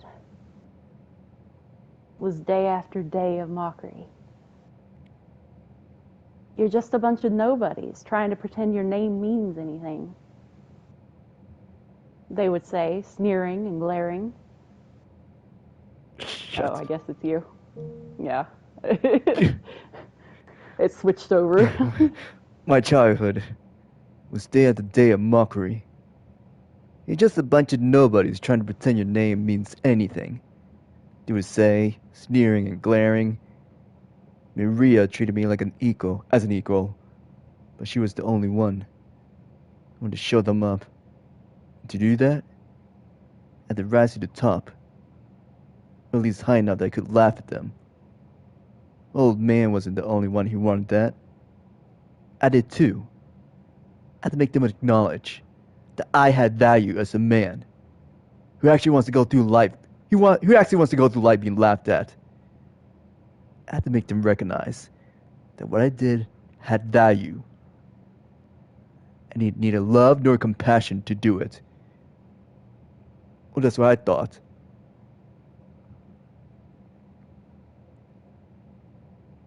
In the beginning, only ever intended to use that woman. Simply needed her to build a name for myself. When she served her purpose, I simply cast her aside.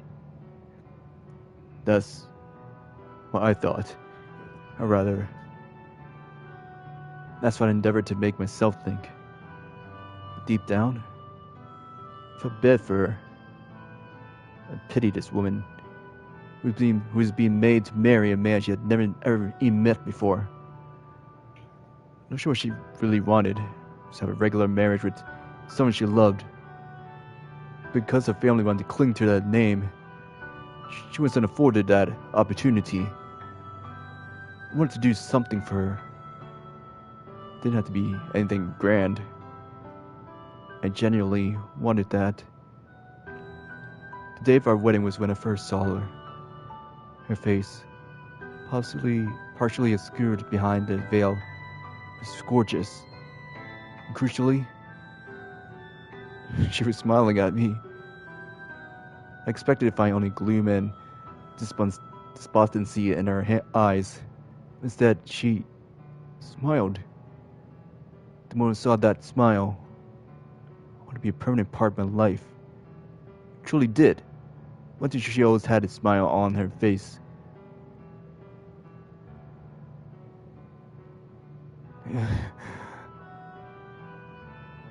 Is this my room? I'm alive? Damn it. I feel nauseous. What time is it? The world's a blur. It's so hot. You mustn't get up. The doctor said bacteria entered your body through the wind. Because of that, you have a very high fever. What are you doing here? I was told you have been badly wounded. But thankfully, it was not fatal. How did you make it out of... Pardon? Oh, I see. Maria opened it.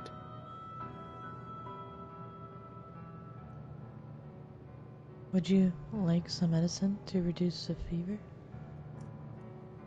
It should help you feel better. Yes. No. Stay by my side for a little longer.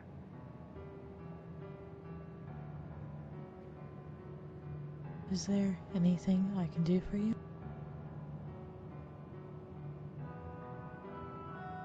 You can ask me anything.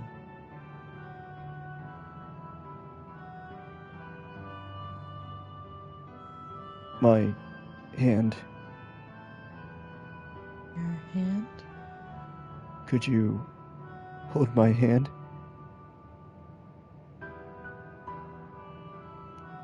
If you don't want to, that's fine. Like this? Your hand is quite cold. It probably feels that way because of your fever.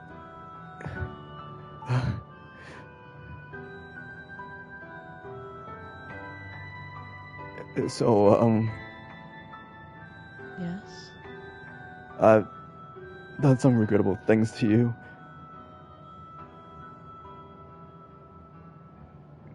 Please, forgive me. Tell you the truth, from the moment I first saw you, I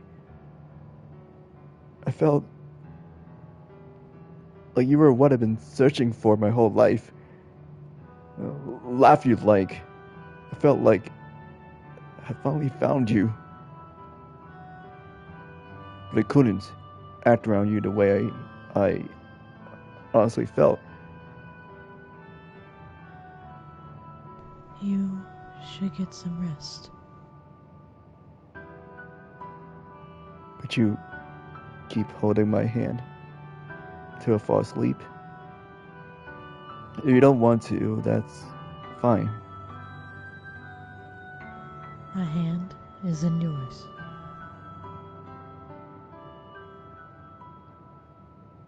Thank you.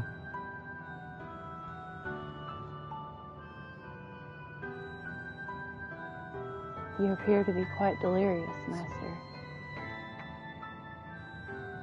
Those are things you should be telling your wife, not me.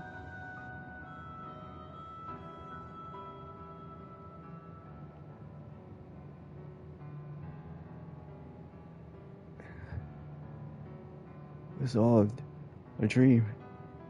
Of course it was. It wouldn't be that easy. She'd never come to my room. She's involved with other men. Jacopo, may I come in? I have another letter.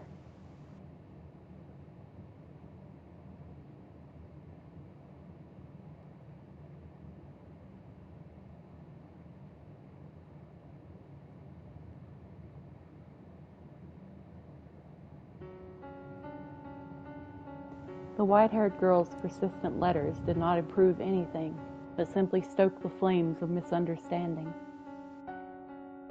This continued for several months. Though outside the sun shone with the gentle warmth of spring, the cold, bitter winds of winter still relentlessly blew between Jacopo and his wife. Not allowed to leave her shed and never receiving a reply to her letters, the white-haired girl's only source of information was Maria. Week after week, her circumstances remained the same, but something else was beginning to show signs of change. Her mental state. It's pointless, madam. You're only wasting your time at this point. I saw him throw your letter into the fireplace. He's not going to read anything you write, no matter how much of your soul you pour into it. He cares more about money and work than love. That's the kind of man he is. Just give up and file for divorce already.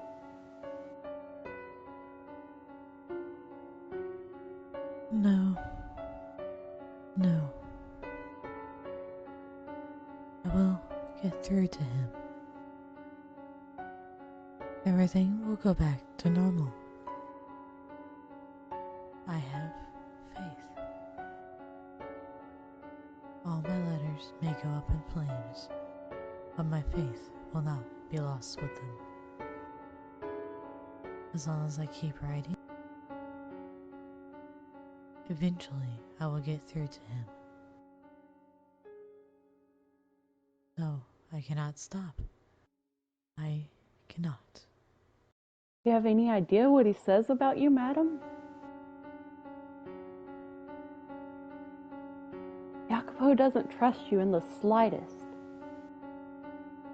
He goes around calling you a witch, a man-eating devil woman. It's awful. There's no one as pure and as beautiful as you. He says I am a...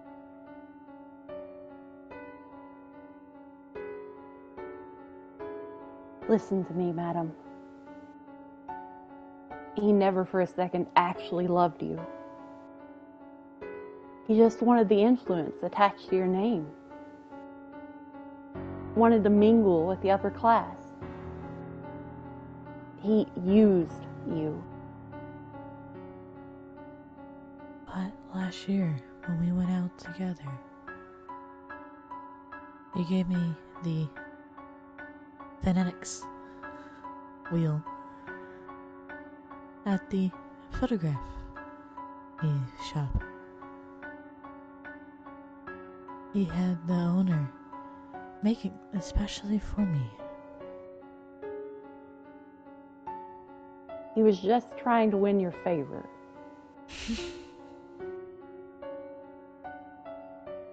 If he really cared for you, he wouldn't have gotten you a paper toy. He would have got you something like a ring or a necklace or some perfume, a nice dress. Something women really like. Has he ever given you anything like that?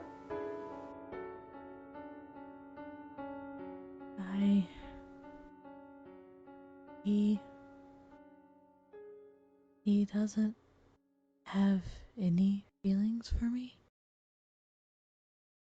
I'm sorry. I just couldn't stand to see you going through this, but I don't know when to shut my fat trap. I went too far.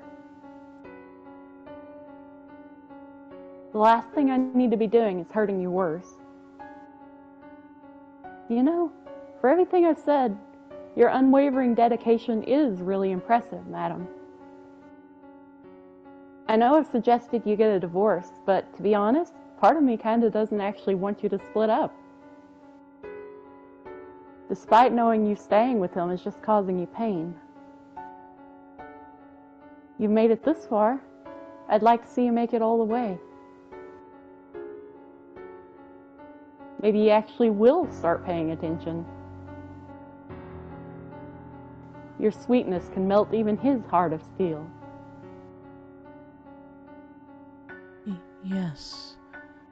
Yes, you're right. I will keep waiting. Keep writing. And I will not divorce him. Yeah, alright. So please, keep delivering my letters to him. You're my only remaining connection to the outside world. Oh, yes, one more thing. If it's not too much trouble, could you tell me how he has been and what he has been doing lately? I do not have much else to write about. So if I could at least reveal him of some of his work-related stress.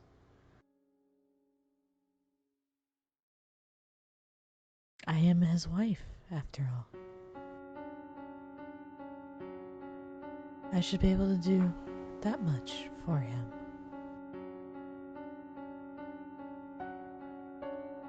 I am his wife. Her dedication to him was perhaps closer to an obsession. But she did not seem to be conscientious of the fact that her obsession was killing her. She was visibly losing weight, and her spirit was breaking down. It is said that emotions fade with time, but the opposite can also be true.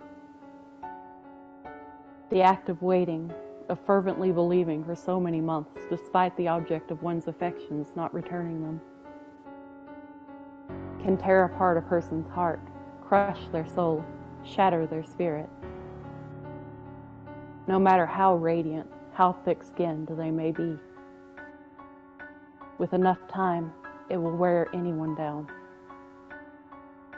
No one is immune.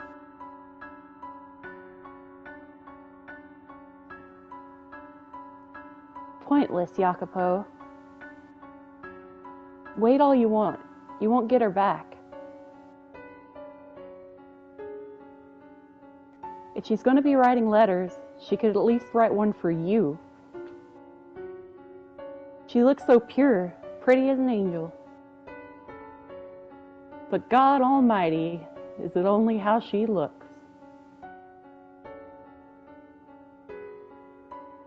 You've changed a bit. What? Have I? The old you would be yelling and screaming, chomping at the bit to go storming in on the madam. Now you just go quiet. I'm just a little tired. You could break it off then? What? You've already made a name for yourself in high society. Nobody's going to suddenly start ignoring you. You've more than put her family name to good use.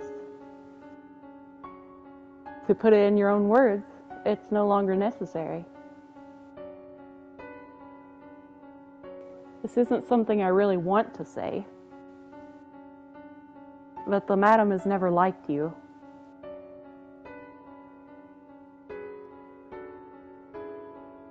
She was married off to a total stranger and forced to leave her home. I'm sure she felt very alone, and so she sought the companionship of other men. Anyone who wasn't you probably seemed quite attractive to her. So, without getting violent or threatening to kill her or anything, just end it already, quietly and without a fuss. It'll be easier for you that way. I cannot. Because you still love her? That's wonderful, Jacopo. After everything, you still love her. That's just blind, slavish devotion at this point. Perhaps it is a foolish and healthy obsession, but I still do not wish to sever ties with her. I get the image of her smile out of my head. The look of utter elation on her face as she looked through the phenakiscope. Those captivating eyes beneath the veil at our wedding. I would never, for as long as I live, forget those sights. Color me surprised. You're a sentimental one. Well, I guess you always have been kind of mushy, haven't you? True to your heart, despite how you may look. That's not a bad thing, though, in my book. There's nothing but pain in it for you now, but all you can do is wait until she stops writing. But don't worry. You need to let off some steam. I'm all ears. I'll be here for you until she breaks it off with the other men. No. It would not be necessary. What? I know very well that things cannot continue as they are forever. I knew from the beginning Stu couldn't do anything. This time, I'm planning on facing her myself. You serious, Jacopo? Yes. I relied on you for too long. I'm afraid of what I might do to her. I didn't want anyone to find out that my wife was being unfaithful. And I thought, this way to ensure that is by locking her up away from anyone else. But the situation is not going to improve unless I do something. If I allow things to continue as they are, sooner or later, word of her infidelity will leak. So before that happens, I must face her myself.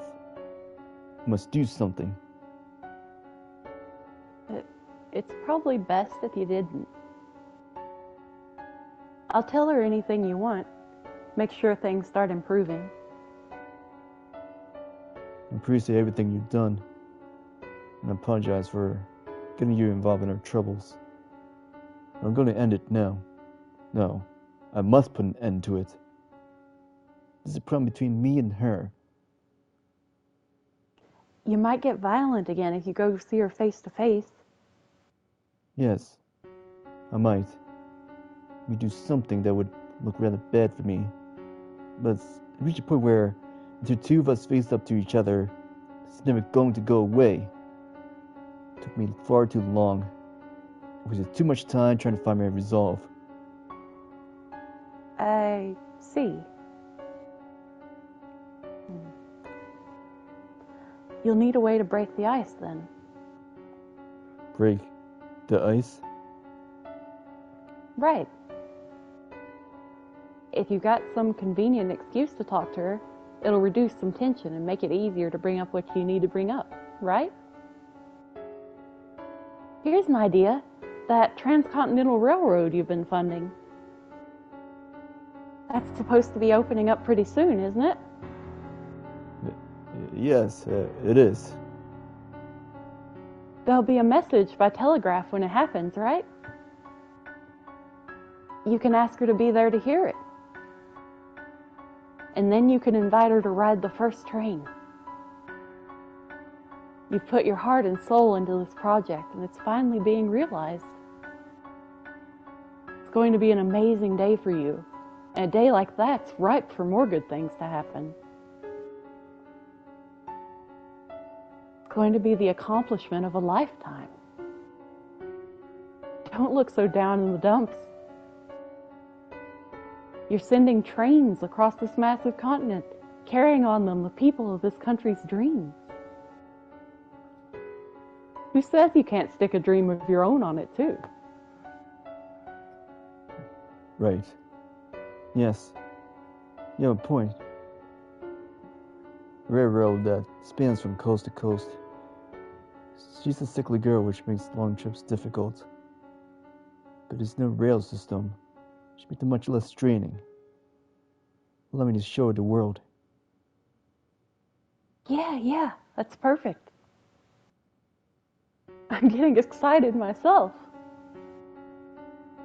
It'll go great, I'm sure of it. Yeah.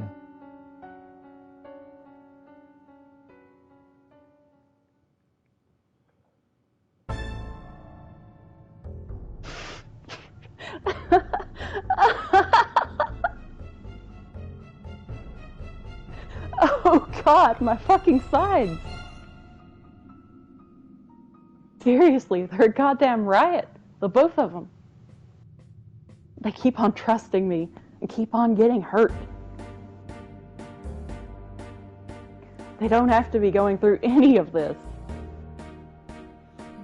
Oh, my God, Maria, you're terrible. And these people call me the Holy Mother. I bet the real Mary's rolling in her fucking grave.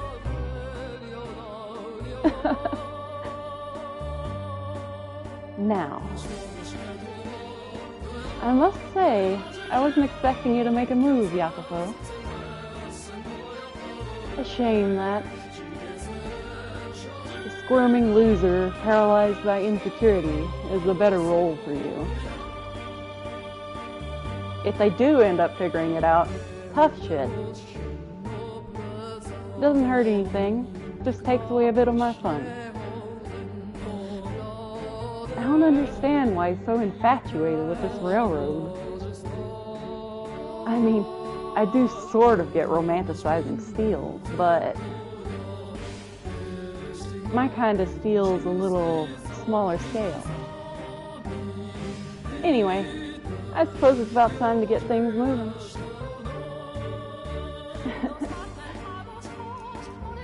No matter how this plays out, you will not have a happy ending, Jacopo.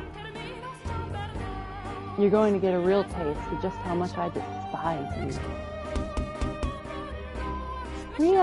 Ria! Oh, there you are.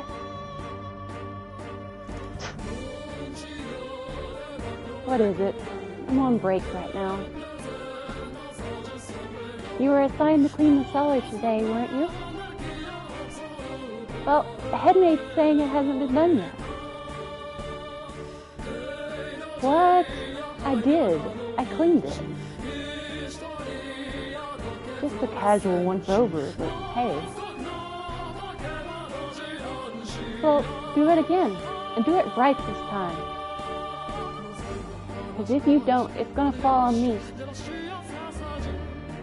And that's supposed to make me give a damn? I mean it. You take care of it. You get enough special treatment as it is. Yeah, right. I heard you the first time. I'll take care of it. And don't you forget it. Oh, for God's sake, why should I have to be the one to tell her? Is she gone? What a pain. Who cares if the damn cellar's clean? It's not like anyone's bringing guests down there. Yeesh. I guess I should take care of it.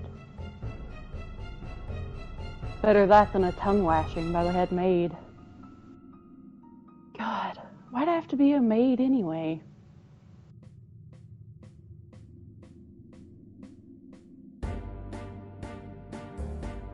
What a dank place. It's so dark and humid down here. Makes me feel gross.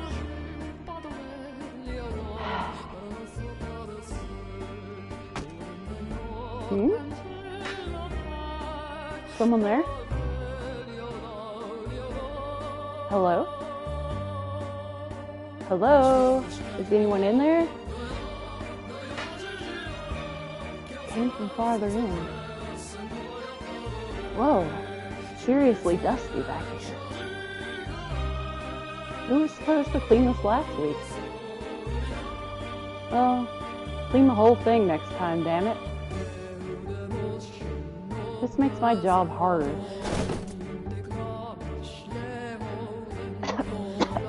Disgusting. Ugh, damn cobwebs. Oh God, oh dear God. I do not want to clean this. Ow! Oh, for God's sake, stack this stuff properly. Now I've got to fix this whole mess. For the love of... What's this? Something carved into the floor. Never noticed this before. Someone get bored one day? What do we have here? Mostly illegible. Let's see. Not written in English, but my native language. But it's not modern, it's really archaic. Why on earth would an old form of my country's language be carved into the floor of a mansion built here in the New World? Most of it's illegible, but I can make out one section. Our lives shall be forfeit to the witch's curse. Nevertheless, we must lay bare those with sin upon their souls for the redemption of those whom are pure. Should ye mean not to dispel your curse, we implore of you, O witch, to mark with it only their bloodlines, the blood of the sinners flows through those who dwelt within this house, but not I. What in the... A witch? That's crazy. That's crazy. But why does the handwriting look like mine? It's just coincidentally similar. No one's handwriting is perfectly unique, after all. Why am I so sweaty?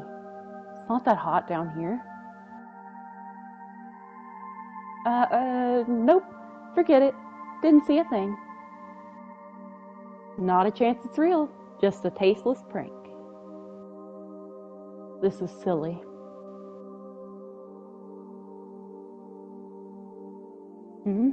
There's something in this box. Is that a painting? Has that always been here? Huh? White hair, fair skin. Is this the madam? But then, why is the face all torn up? And her clothes look really old-fashioned. The painting seems worn and faded too. Something about it feels off. I'm not sure how to describe it. It's very creepy, unsettling. The writing on the floor and this painting. What is with this house? Just a painting. Nothing to get weirded out over.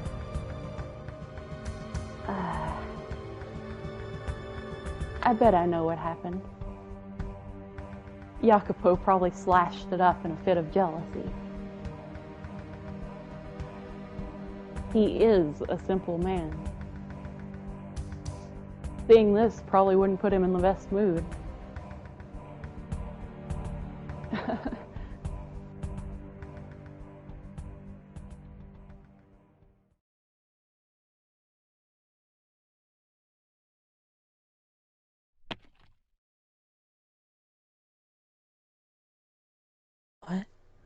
What is that? Is someone there? The door is open.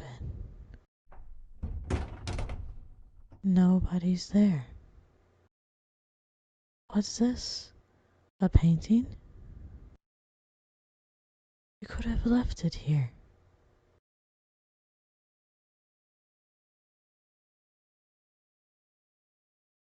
That me? Why, but my face, it's been cut. No. Why would someone have this painting? Just to do this? Who would do such a thing?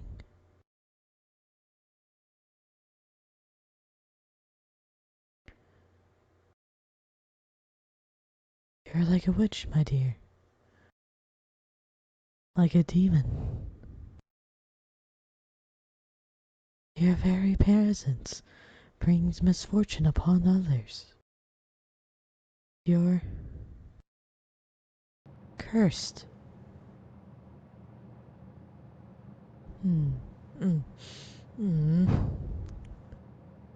No, I am not. I am not. Was it you, Jacopo? Did you have this painted so you could destroy it? Do you really despise me to that extent? Why? Why do you...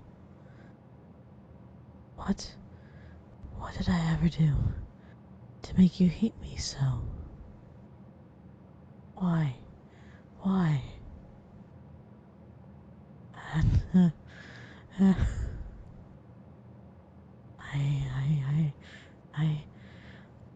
I am doing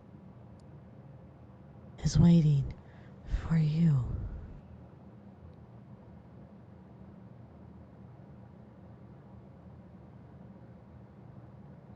You worthless tramp. Are those ears only for show? This house has no need for a garden. I'm starting to have at least some sense of taste. Silence! It's all your fault. Every last thing. Then say goodbye to your freedom. I'll kill you. Does the mere act of waiting impose upon you?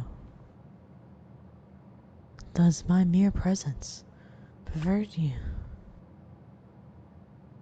Would it be better if I were gone? Would it be better if I left this mansion? If I left you? I don't think I can wait much longer.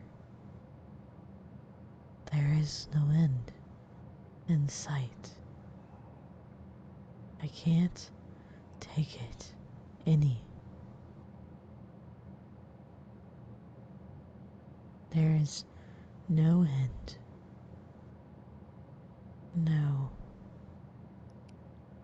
I will set a deadline for when I give up waiting. When the project you pour your heart and soul into is complete. When the railroad opens, I will finish waiting. And then it's over.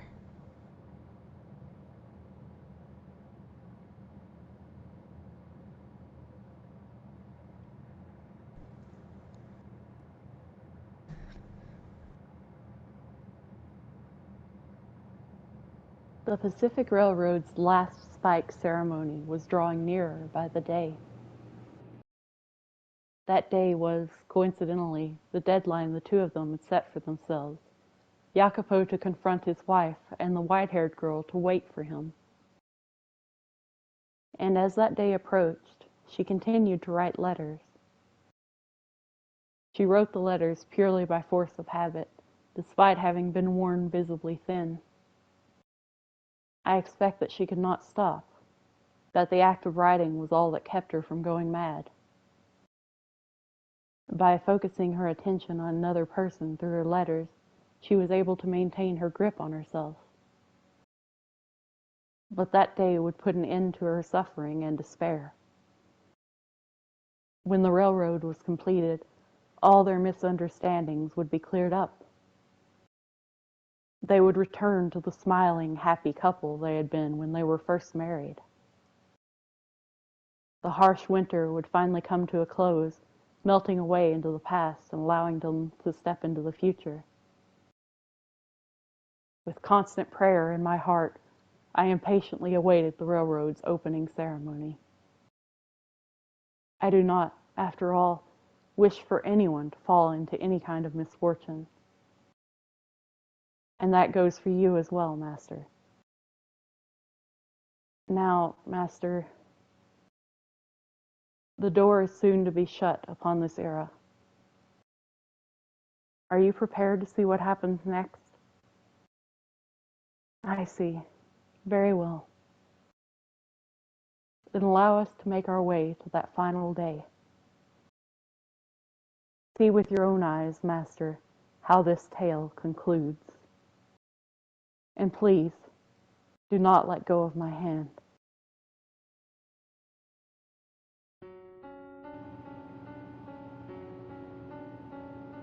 The night before the opening ceremony, the master of the house headed for his wife's shed. There was a tension on his face, but a surety in his step. He had found the resolve to speak with her.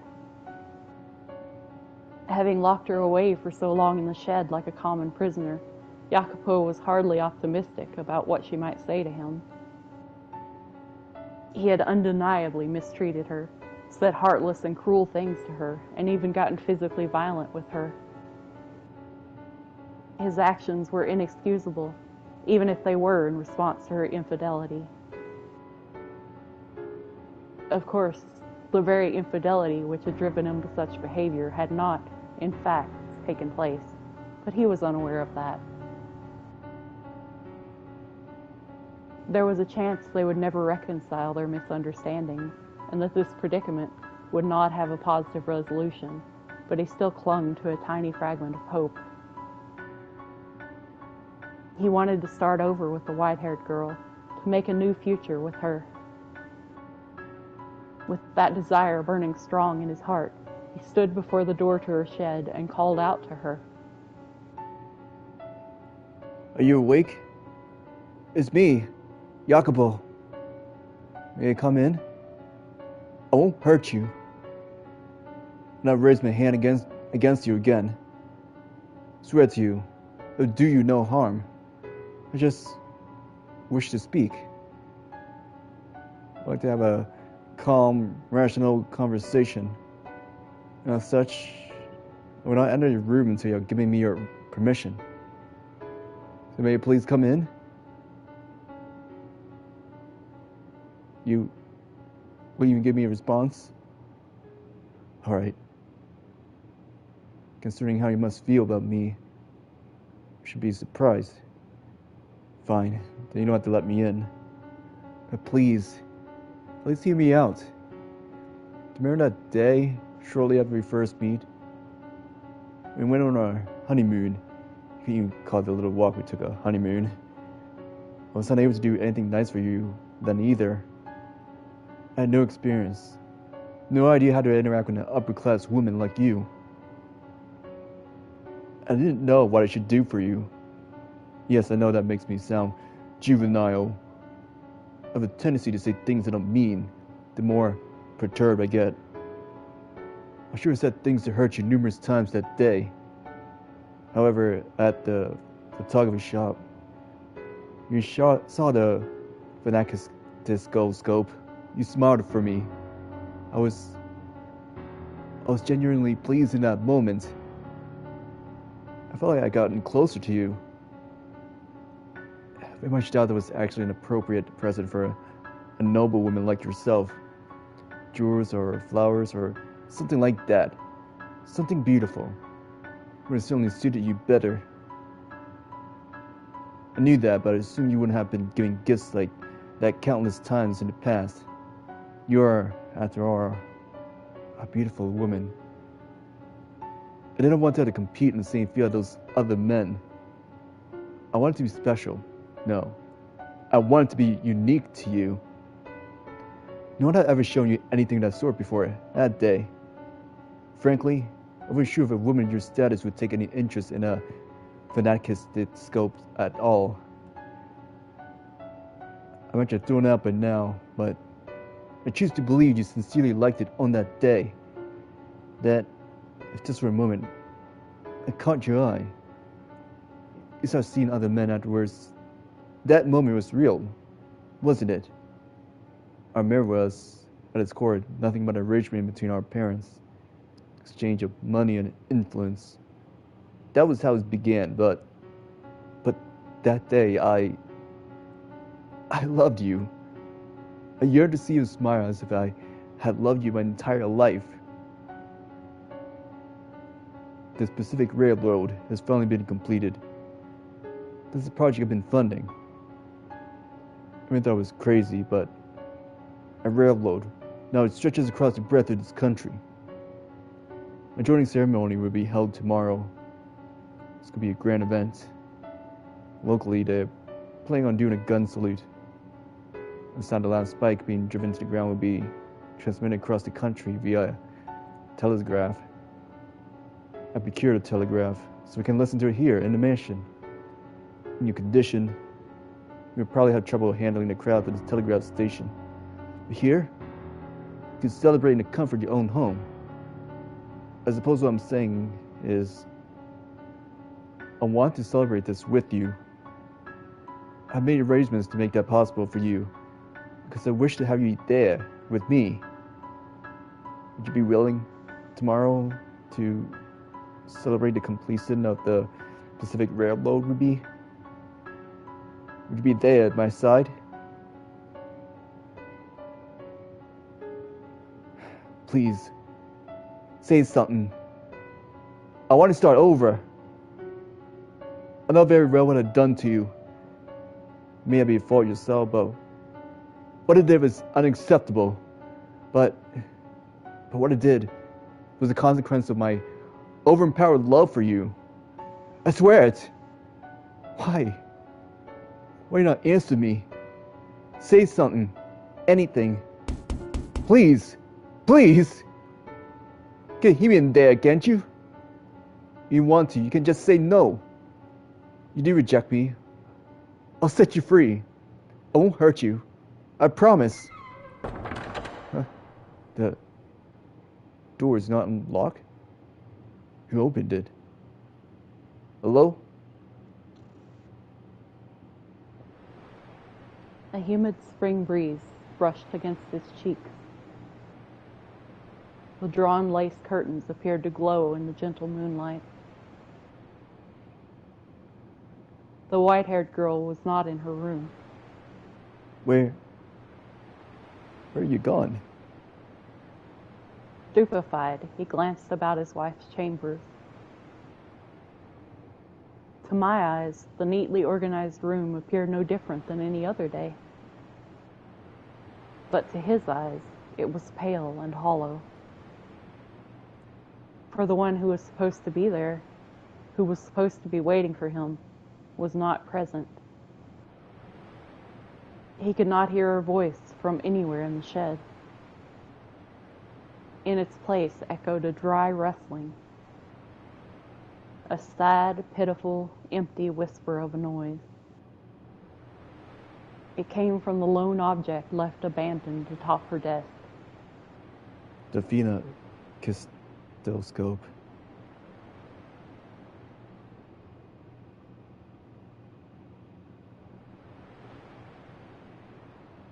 It was the one present Jacopo had ever given the white-haired girl, a toy made of paper.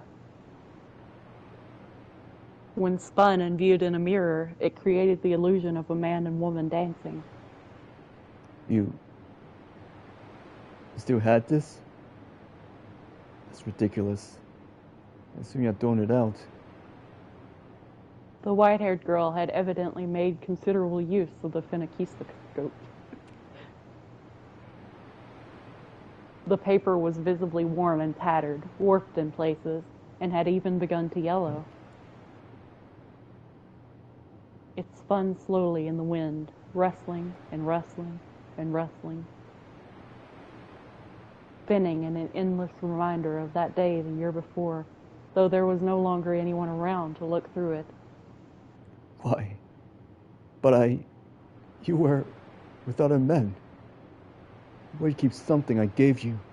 It's so worn. Why? A letter. Beneath the ever-rotating phenakistoscope lay a single sheet of paper. As if drawn to it, he scanned the contents of the parchment. It was a letter addressed to Caro mio Jacopo. The salutation, written in his native language, translated as follows.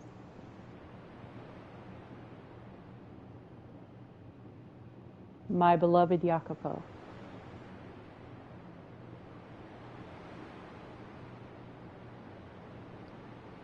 Did the fruits of your dreams turn out as you had hoped? I'm sure it was wonderful and impressively fast. A train that can travel across a continent as large as this is like something out of a story. I wish I could have been there to see it. I'm sure it would have been quite pleasant. Like the day you gave me the phenakistoscope wheel. Am I being presumptuous? I'm sorry. I thought I would keep waiting for you forever. No matter how much you had hated or ignored me. But I made up my mind, so I'm sorry. I decided I would wait for you until the railroad was completed. I foolishly thought that you might invite me to the opening ceremony. It seems I'm not good enough for you. I'm not going to take my leave of your house. So you needn't concern yourself with me any longer. However, I do have one request. Please do not forget. But all the letters I wrote, think back in on them from time to time. Do not burn them all, for they contain my thoughts, my feelings, my words, a record of my love for you. Remember, when you can, I was always watching you. I'm sorry I'm having trouble writing. My ears are ringing. There's a voice whispering to my ear, calling me a witch. Maybe it's your voice. My vision is blurred. I'm not even sure what is going through my mind. I'm sorry that was all I was able to write for you. I'm truly sorry. I will leave the Fanaticus wheel behind. It was my dearest treasure. Farewell. I loved you. May 8th, 1869.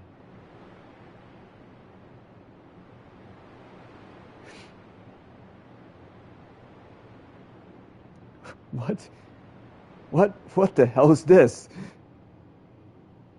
He was visibly rattled, and unsurprisingly so. The mention of the Transcontinental Railroad's opening ceremony, the letters she had written, her dearest treasure, her profession of love for him, and above all, the mangled text that appeared to have been written by someone not entirely in their right mind. Everything about it served to amplify his befuddlement. You waited for me. How can that be? The joining ceremony is tomorrow. It hasn't happened yet. Why do you have to leave then? I'm here. I came for you just as I planned. The ceremony's on the 10th. A second later, Jacopo gasped. The date written on the letter was the day prior, May 8th.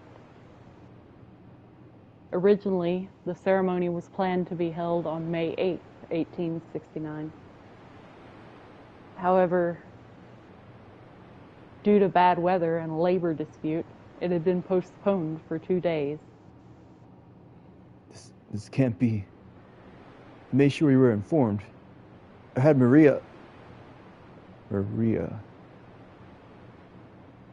The madam is having an affair. I figured this probably Maria's. Maria, no, you couldn't. Scattered fragments of memory began coming together in his mind. Maria was the only one who had informed him of his wife's supposed unfaithfulness. And though the letters had not been addressed to him, thinking back on it, they had all been about him. In one letter, she had mentioned treasuring a gift. Jacopo had assumed it meant a gift from another man. But in fact, she had been referring to the phenakistoscope sitting atop her desk, still spinning in the wind. At long last, he finally made that connection. And at the same time, he realized that the only person who could have altered the letters was someone they both trusted, Maria. Never. She never, even once, betrayed me. She was not unfaithful at all. She waited, unwavering, for me. And I refused to believe her. I caused her pain again and again. But his realizations came far too late. The white-haired girl's spirit had broken, and she was no longer at the mansion. Had he caught on to Maria's machinations sooner, things would not have turned out as they had. But he was much too late. Maria, why? Why'd you do this? Clinching the letter from his wife, Jacopo stormed out of the shed in search of Maria.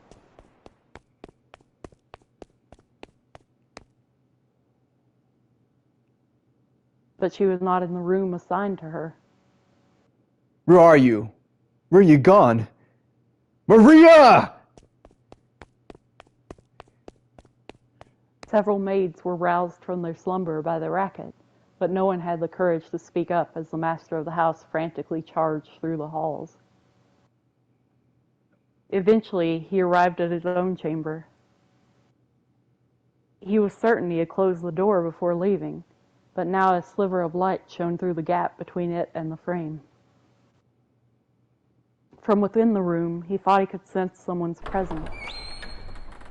When he opened the door, there he saw, comfortably perched upon his own chair, a woman. "I've been waiting, Jacopo."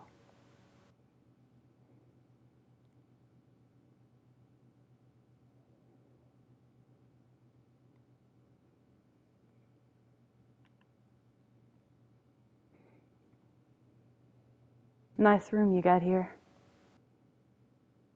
Though I guess it's only natural, you being the man of the house and all. All these fancy furnishings. You do know this stuff's too good for you, right?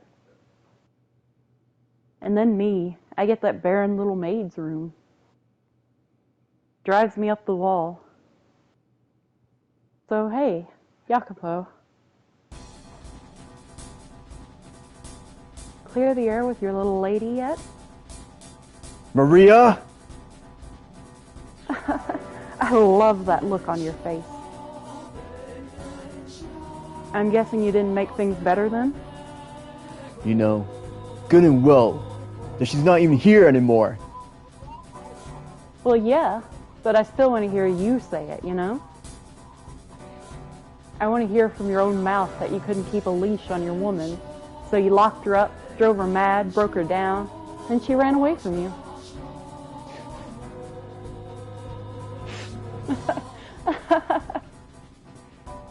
Go on, say something. Climb back on your high horse and start shouting like you always do. Why, Maria? Why you do this? Why? Why do you think? Because I fucking despise you. I've been trying to figure out how I wanted to end things. Then they just fell apart on their own. The fates are smiling down upon me, I guess. Nonsense. She was waiting for me to the day of the joining ceremony. I was going to see her on that day. You knew the ceremony had been postponed. That's what you get for putting it all in my hands. For thinking I'm the only one on your side. What, did you think I'd just tell her like a good little maid? Not a chance in hell. I mean, talk about some fantastic news. You both picked the same day, but you got the dates different. Absolutely perfect. Maria, is that how you always felt? How long have you held this grudge against me? How long? How long?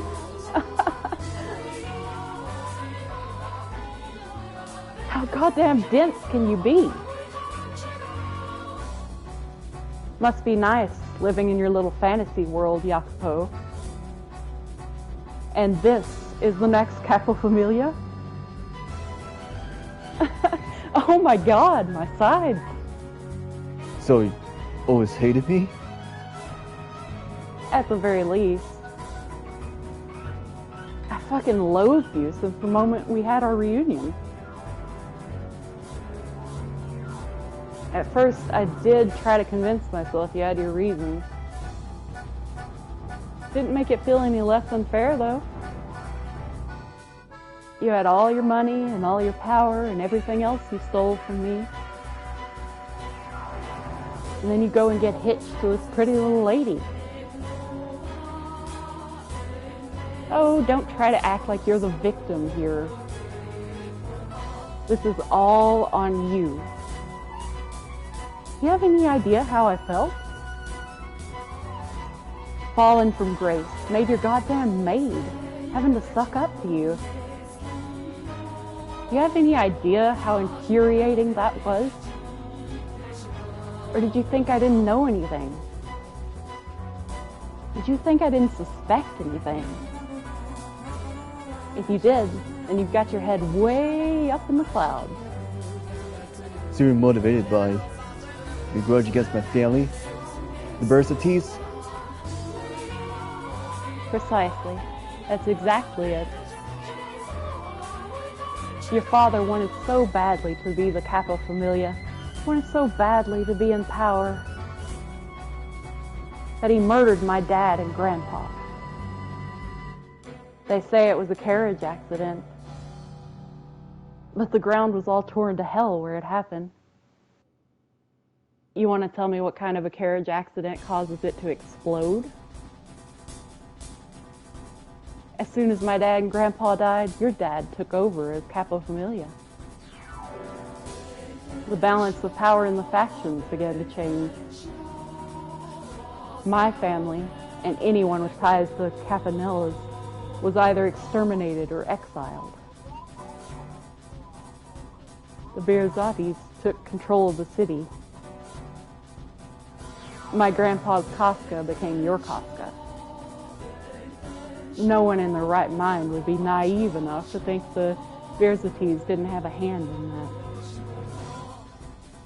The great Campanella family bitten by their pet dog. Except the dog had rabies. And as a result, in time, that lush historic land will wither away and die. My dad and grandpa, buried in that dried up earth, are screaming in their graves even now. You can't prove me wrong, can you, Jacopo? And now, first in line to be the next capo familia is you, his son. Naturally. Feels pretty good, don't it? Slaughtering my family. Leaving us to wallow in the mud. While you live here like a fucking king. Because of what your family did. I don't have a home to go back to anymore. No house, no prestige. I have nothing left. And that's goddamn outrageous. The Campanellas are supposed to run that city. But instead, you filthy Birzati curs are crawling over it like some kind of infestation. I am a legitimate Campanella. But I'm stuck being your goddamn maid. If I hadn't been born a woman, I could have become the capo familia after my dad and grandpa died. But because I'm a woman, I couldn't retaliate. I just had to sit on my hands and watch the tragedy unfold. It was absolutely miserable. So I had to make you suffer as well. I had to make you I had to make you twice as miserable as I was. You had no reason to hate anyone but me. Why did you make her a part of this? You had some grudge against her too? Not particularly. I actually rather like the madam. Sweet, pretty, kind-hearted, timid, and fragile. Trusted every word I said. A splendid little toy. You thought of her as a toy? Now. Can you really call me out for that? You can't. You have no right. You never cared one bit about anyone else. They're all footstools to you. It's a little too late to find yourself a sense of morality. This whole thing, it could have been avoided if you two just had a single conversation. But instead, the both of you come crawling to me saying, "You're my only ally, Maria." How dense can you be? Of course. I thought you were my ally. I trusted you, as I'm sure she did too. Then you should get your eyes examined, because you can't see a damn thing. Maria, My God, it was beautiful. The way you two blindly trusted me, creating your own misunderstandings and causing your own pain. How you could never seem to get on the same page. Watching it all fall apart. Maria. Is that everything? Extend your grudge and all you did? Yep. That's everything. All that's left is for me to kill you.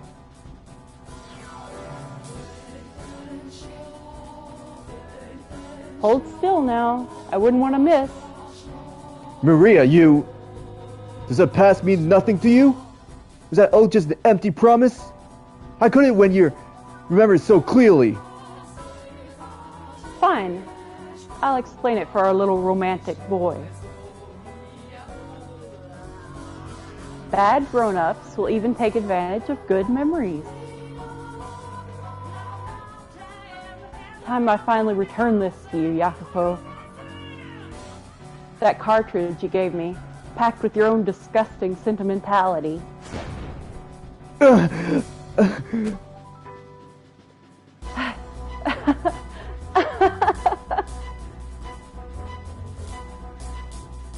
Killing you ain't the end, though. All you Birzati curs. I'll send every last one of you straight to hell. My revenge has just begun.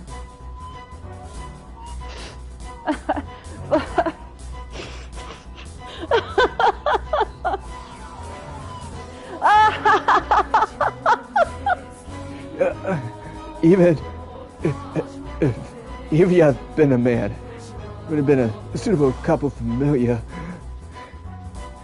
You should have aimed between my eyes, Maria!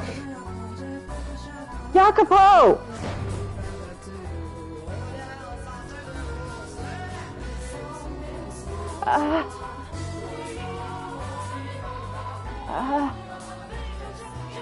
What? Yeah. Why?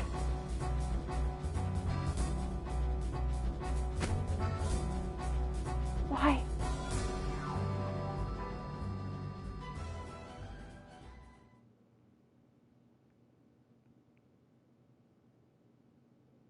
In a panic, I pulled the trigger. From the barrel, a bullet went flying, quite literally right between her eyes. Would anyone ever believe me? Instead, this wasn't how ironic things had turned out.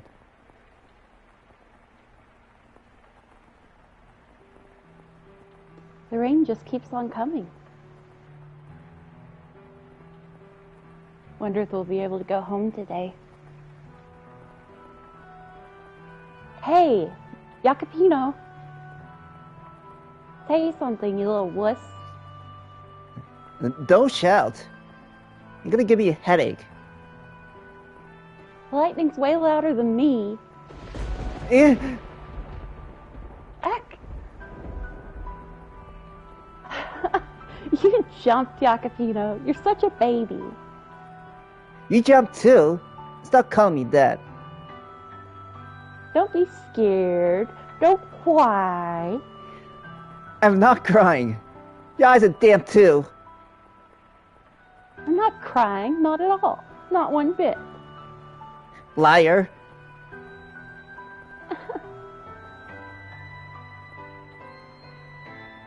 There's no end to this rain, is there? I'm fine. If it doesn't stop. There's nothing at home for me. You don't want to go home? Your parents don't get along, huh? That's got nothing to do with it. Liar. You got it good. Everyone loves your grandpa. Whenever anyone needs something, they come to him. And there's a great man. Huh? How'd my grandpa become part of this? Oh, no reason. Not everyone likes him. He gets just as much hate as love. Grandpa's not really a model citizen. He's mostly just shrewd. Are you jealous? I'm not. My old man is, though. Huh. Is he now? Well, your dad's got his good points too, I think. Like, I don't know. He seems like the kind of man who can accomplish big things. Though he seems a lot stricter than my grandpa. Oh, come on. I don't get you. What are you climbing up for? No reason. If you don't want to go home, then how about we go somewhere far away from here? Huh? Once it stops raining, let's get out of here. Head up to the capital, find some work. We could make it work, the two of us. Oh, and we'll bring Nero, of course. If we could, that would be nice. We'd free the city and its outdated traditions. Head somewhere bigger and more forward-thinking. Only where possible. It's alright, Maria. I know you were just joking. We wouldn't be able to find work anyway. The two of us ran off. We'd be starving in a month. Have to be blind not to see that. Right. Let's go home once the rain lets up. Yeah, once it does. But until then, I know. Let's sing. Sing even louder than lightning. Then maybe you'll stop crying, Jacopino. I'm not crying.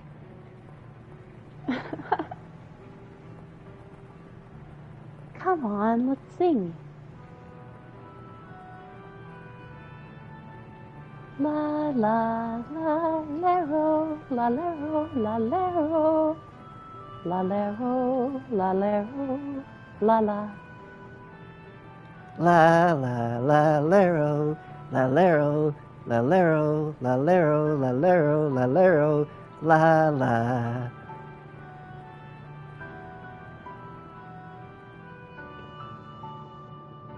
Maria, I may not put it into words, but I trust you understand. To consider you a dear friend.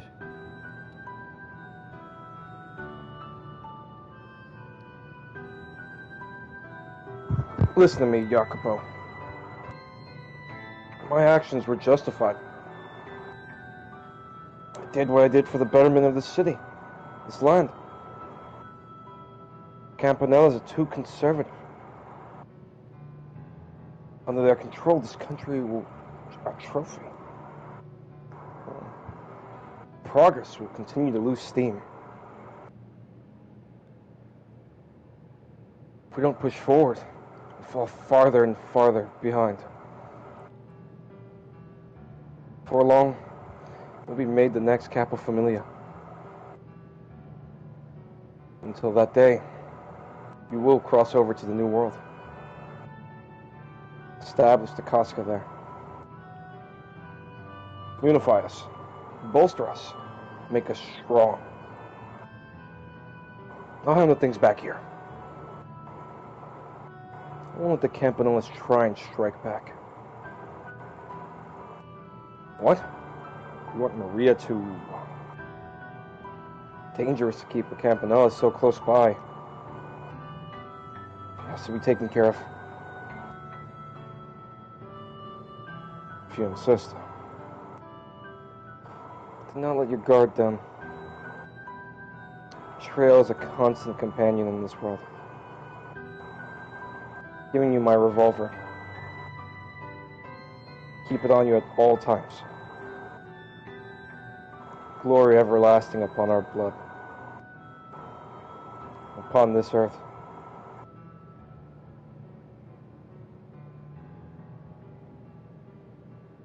best I can give you is a job as my maid. If I show you any more obviously preferential treatment, the entities are liable to step in. Money, power, respect. Enough authority to not take orders from anyone. I thought I could obtain all of that. Be able to give you your freedom. And her as well.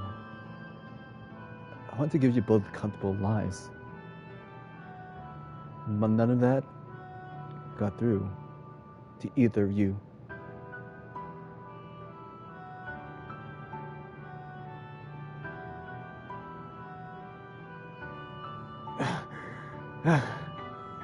Everything slipping through my fingers. Her love, our friendship with Maria, both their smiles.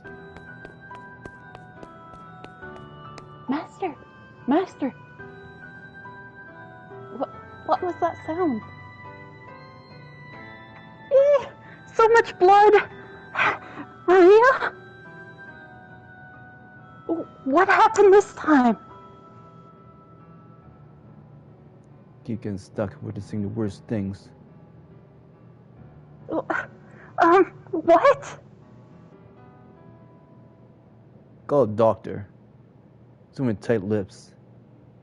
You don't call the police, and don't make a scene. Got it? If so, then go on. Yes, sir. Right. Not everything has slipped from my grasp.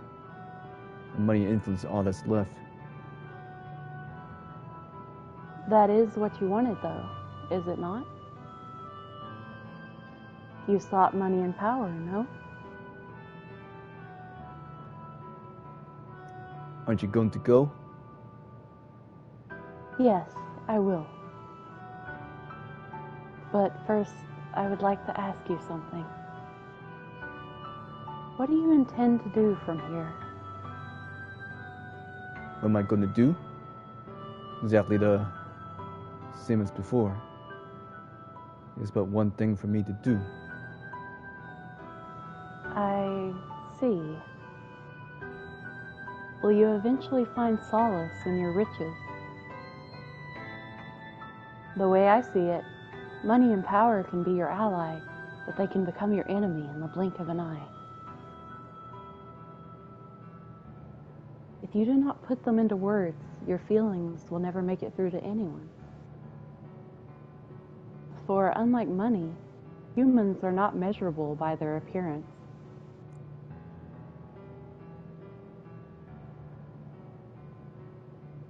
He failed to communicate to anyone what he held within his breast.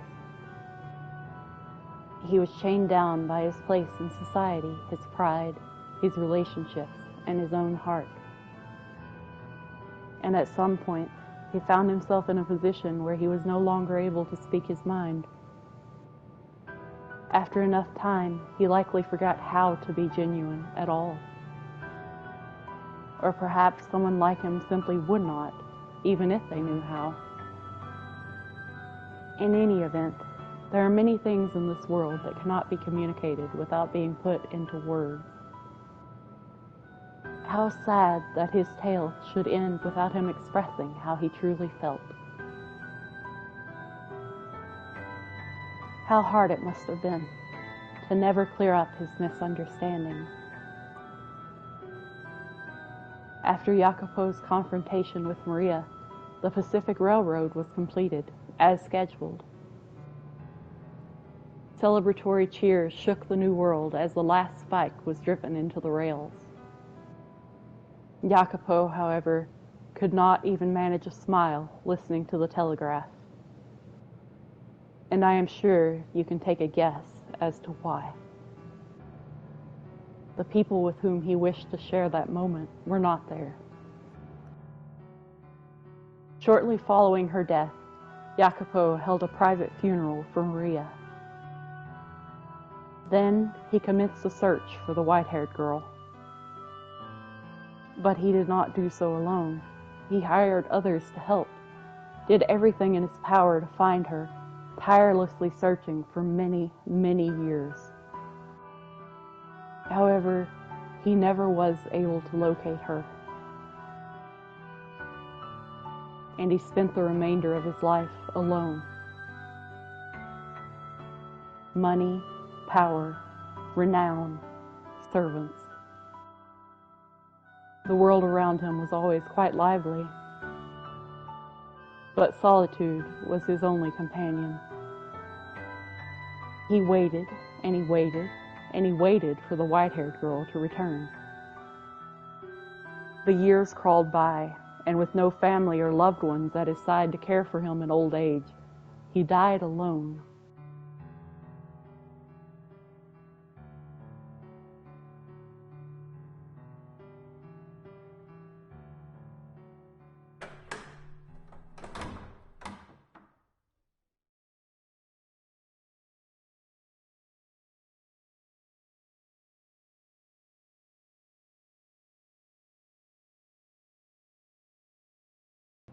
Door before you slowly drew shut.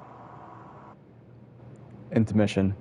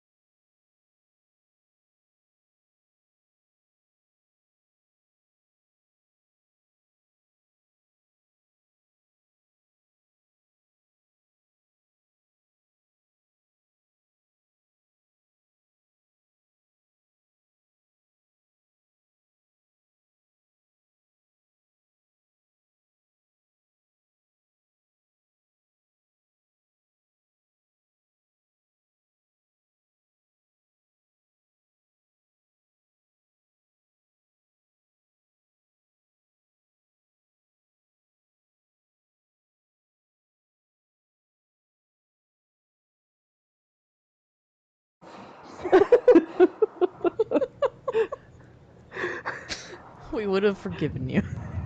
I'm like, Yes, damn. really.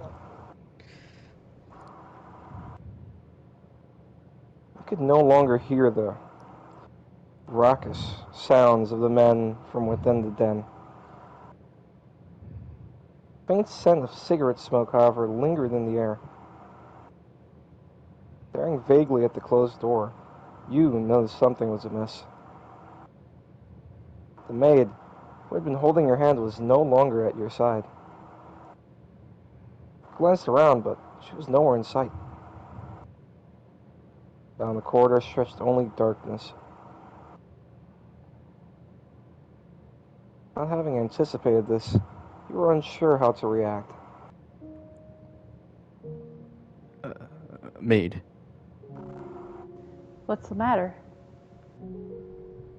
You lost? Or Oh you wait, just having Greg, just continue. Yeah, yeah. What's the matter? You lost, or are you just trying to take in the sights? Voice called out to you. It was not the maid's voice. Caught off guard, spun around, confused, in search of the source.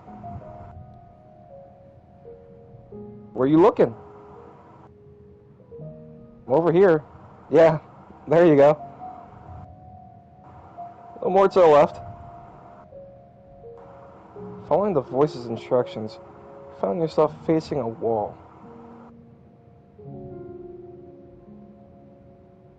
Looked like you just seen a ghost. Hey now, come on, don't turn away. Yep, you got it. I'm the one talking to you. The voice was coming from within the painting. When you had passed by this wall on your way to the third door, a magnificent landscape painting had been hanging there. Now, the canvas was a deep shade of black, as if it had been dipped into a vat of ink. Been a while since I've talked to anyone. So tell me, you can hear me, alright? Can't you? Splendid!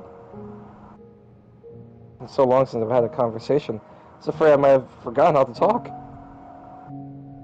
But tell me, who might you be?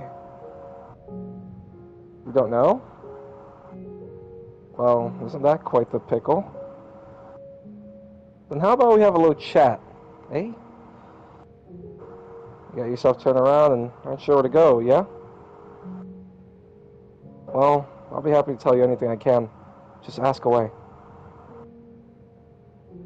Painting sounded rather high-spirited. Perhaps he was simply excited to have the opportunity to speak with someone? So you decide you would ask the painting a few questions.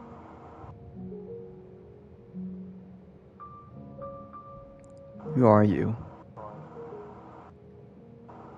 Me? Well, as you can see, I'm a painting. Why did I end up as a painting? Hard to say. Maybe I was reborn as a painting because I used to really like art. Though there are things I paint I wish I hadn't. Maybe that regret's what turned me into this? Hopefully, I get the chance to apologize to him about that. Anywho, no point in getting to any more detail than that. Wouldn't mean anything to you. So enough about me. Oh, right. You don't know anything about yourself. Shame that. Alright then. A favor for you, since you can't tell me about yourself. If you run into him, can you tell him I really regret what I did? I should tell him myself, but, well, as you can see, I'm stuck here. Can't move an inch, so I've got to ask for help. You feel absolutely terrible about painting that picture. I know. Yeah, the deadline's way past on that one. That's what makes it regret, yeah? Because you can't take it back. By the time I had realized, it was too late. He was already dead. He's long since passed away. Huh? Are you supposed to give a dead fellow a message? Well, for all you know, the dead could be wandering these halls too. So please, if you come across him, tell him I said that. That I didn't mean any harm with that painting. Or maybe you are him? Who am I? Just because you don't know who you are doesn't mean you can go around asking other people. I'm not a person, you say? Well, no, you're right. But I'm not going to know anything about you that you can't tell me yourself. I mean, from where I'm standing, you look almost like a walking cloud of shadow. Can't even tell you what you look like. The maid who was with you before, did she call you master? I see. The question is, which era's master are you? How many doors have you been through? 3 doors, eh? And of those, did any of them bring anything back? Well, it's not an easy thing, recovering yourself. Maybe you weren't behind any of those 3 doors. Yeah, that's gotta be it. That was your first time witnessing those tragedies. Yours is another door. So tell me, how do you feel looking behind those doors? Was it frightening, saddening, heart-wrenching? Well, let me tell you something. You were able to bear them because they weren't your tragedies. The next door you open is yours. Will you be able to bear it? Will you be able to accept your own tragedy? It's one thing seeing others suffering, but your own. You have to face emotions you want to keep buried, secrets you want to keep hidden away, pain you want to forget. You think you'll be able to accept them as your own? You can't. I wouldn't blame you. I wouldn't accuse you of running if you chose not to reclaim your old self. Nothing wrong with erasing your memory of something that was so bad you didn't want to face it in the first place. Let it be rewritten as someone else's story. That'll make it a whole lot easier on you. You never know. The most unfortunate tale of all may well be your own. Perhaps that goes for everything about you. You won't know till you see it? Well, that's true enough. But once you do, there might not be any turning back. Or do you mean to reclaim your old self, no matter the cost? If you do, if you're sincerely prepared to do that,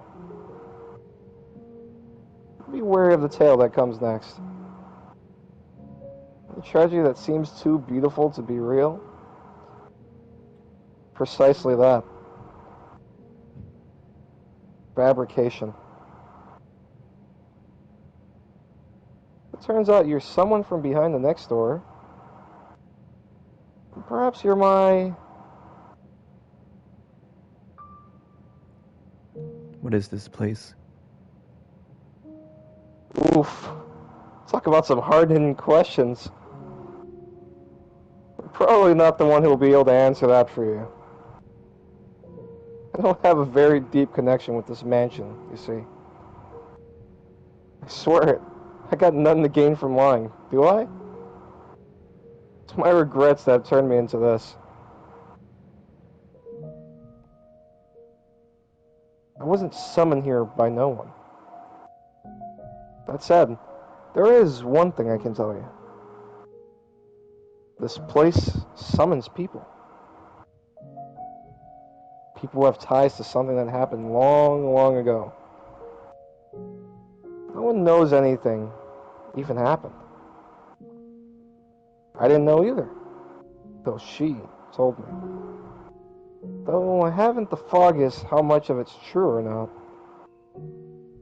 Are you here because you were summoned by her? Or did you come here of your own will to find someone? If you came here of your own volition, you weren't summoned by her, then mayhaps you'll be the one who can break.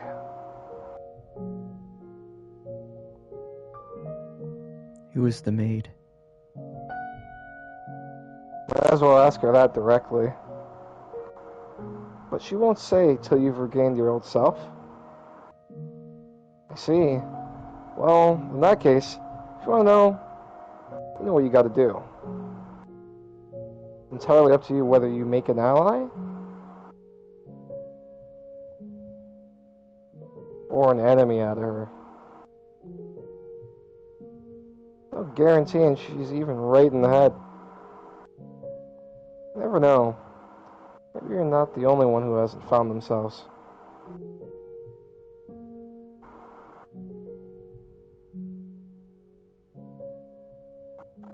I haven't talked that much in a long time. Feels great. Now that I've got that out of my system, to be able to get some good sleep. You're probably still wandering in the dark right now, but I really hope you find the outcome you want. I mean that. You can either reclaim your old self, or you can toss it aside. Choice is yours either way. Now, since it looks like your escort isn't showing up, what do you plan to do next? How about taking a look around the place? So you got a little free time. Could be you come across some things you wouldn't... Wait. Could be you come across some things you wouldn't with her around. Oh, right. If you're gonna go exploring, I've got the perfect thing. Stick your hand into the canvas, would you? The painting was still wrapped in impenetrable darkness. Perfect, all-consuming void. Man had told you to put your hand into it. You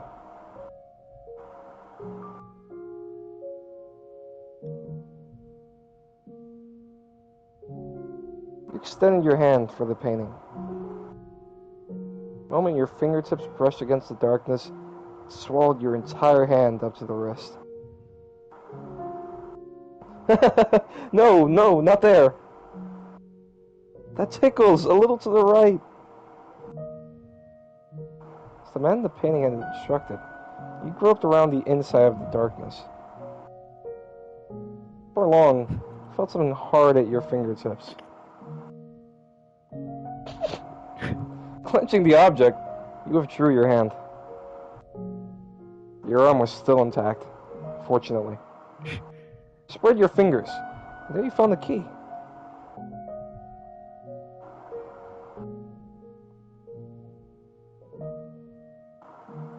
Ah, that tickled. That key, you can access the master bedroom. A while back, she tossed it into me. Damn litter bug. But yeah, it ain't mine. Don't worry about giving it back. However, there's something worth seeing in there. If she felt the need to toss that key.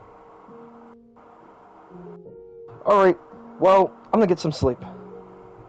You take care. If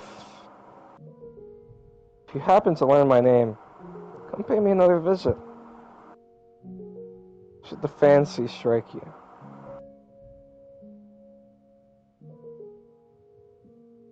Having said that, the painting fell quiet. In your hand lay a small key. It seemed rather antiquated, vaguely familiar. Silence once again drew over the corridor. You stood there all alone, no sign of the maid. After considering it for a few moments, you decided to explore the mansion on your own.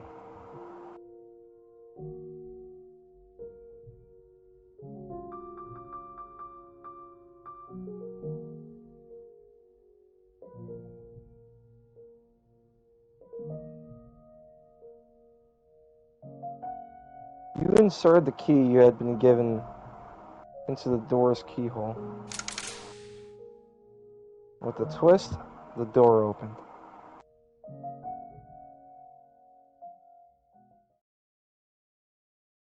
The master bedroom was shrouded in darkness, much like every other room in the mansion.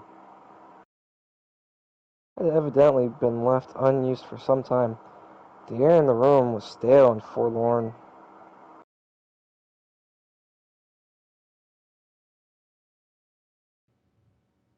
Master? A voice seemed to ring out from somewhere.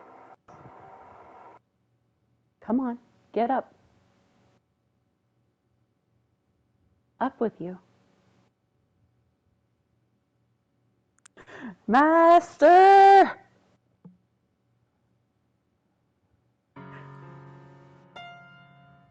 Oh.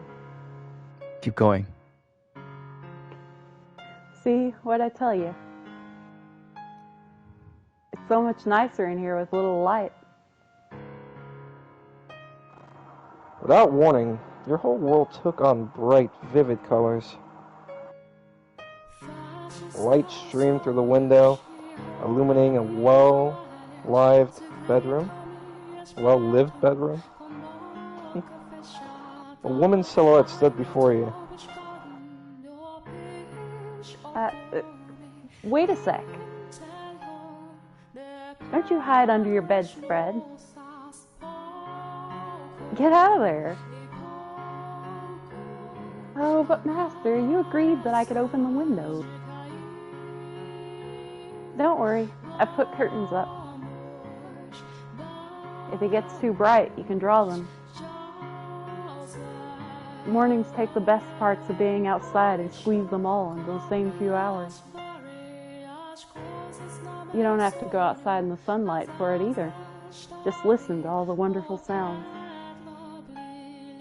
The joyous songs of the birds, the swaying of the trees, the rustling of leaves. I tried to call out to the silhouette, but it did not respond. Reaching out for her, your hand simply passed through her body. It did not seem to be you that she was speaking to. Perhaps you were looking at a scene from some other period of time. Am I being as pushy as I feel right now?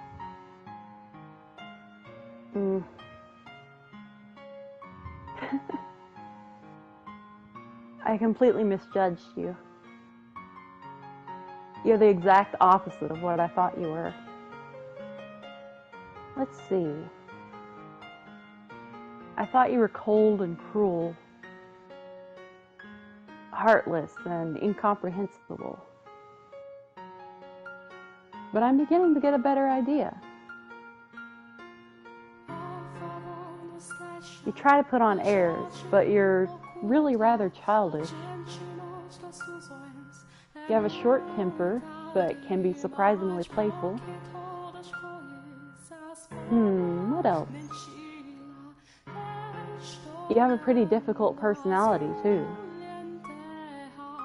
Now, hear me out here. That's not everything.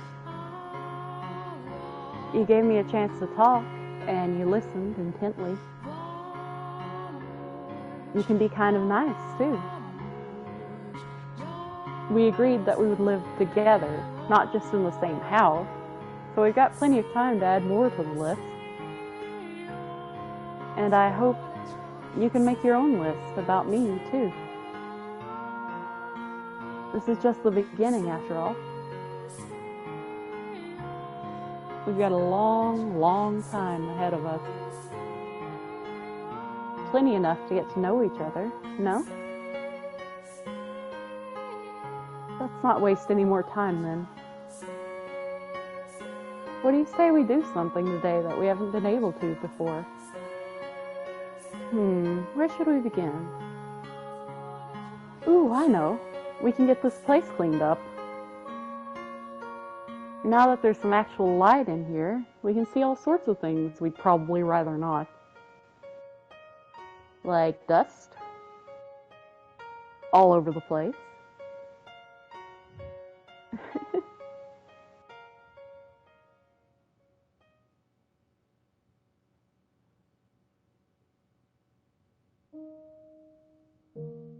When the woman's shadow faded away, the master bedroom transformed back into its old, dreary state.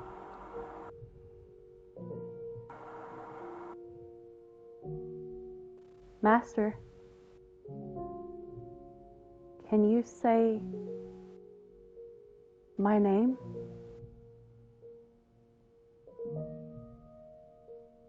You were unsure how to describe the urge welling up within your breast. You could not say her name.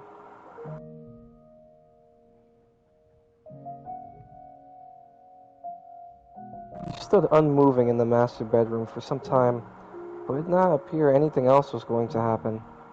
You decided to head somewhere else.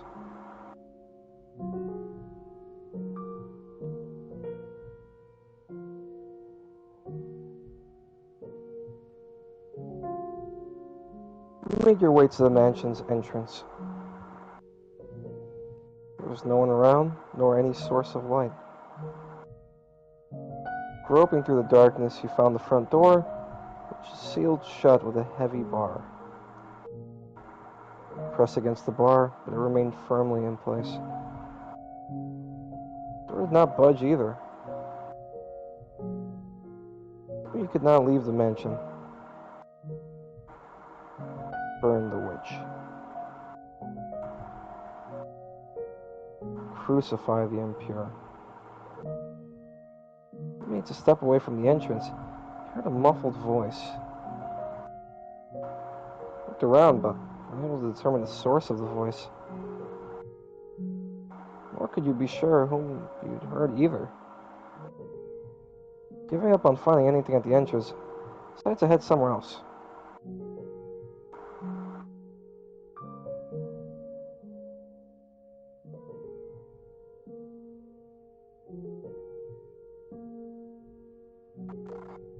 Made your way to the room with the fireplace. The remains of the fire crackled weakly, leaving the room in a veil of darkness. Remember that you had awoken here. Out of sheer curiosity, you sat down in the rocking chair you had been asleep in.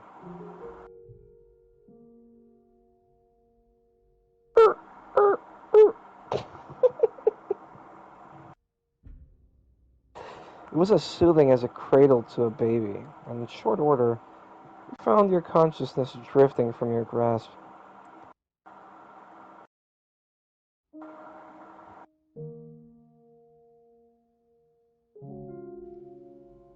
Reading a story by the fireplace like this almost makes it feel like we're in another world, doesn't it, Master? I bet that's why troubadours perform at pubs, so they can be near the fire. Oh, you're such a cynic. That's okay. Say, you remember when I first arrived here? When I was cleaning the library.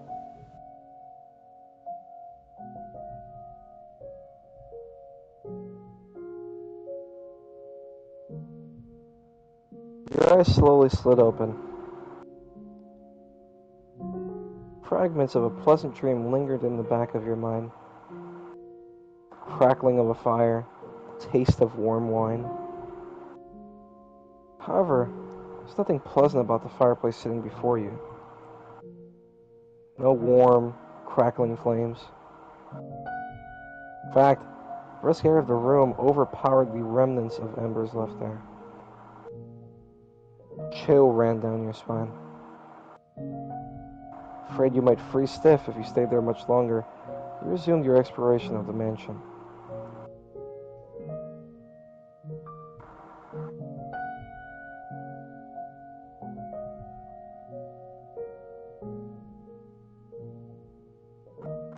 The scent of cigarette smoke lingered in the den.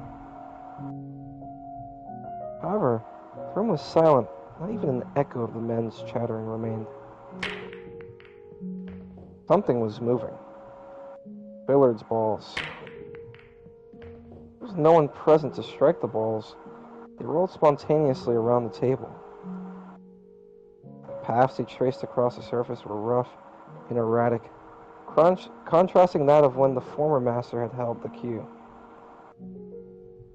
Spears collided awkwardly with one another, not a single one coming close to the pockets.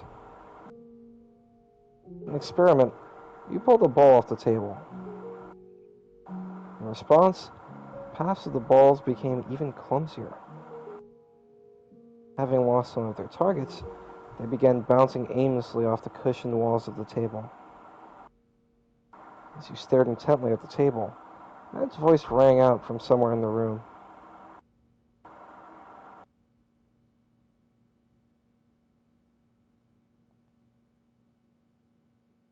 Spinning around, you saw a silhouette of a man. However, you could not make out what the man was saying. The man thrust his finger at the table. He appeared to want you to return the ball.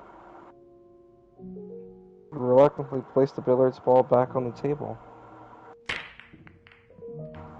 When you did, the balls resumed endlessly colliding with one another, never landing in any of the pockets. You looked up to find the shadow gone. Having determined that the maid was not going to appear in the den, you exited the room, making your way back into the corridor.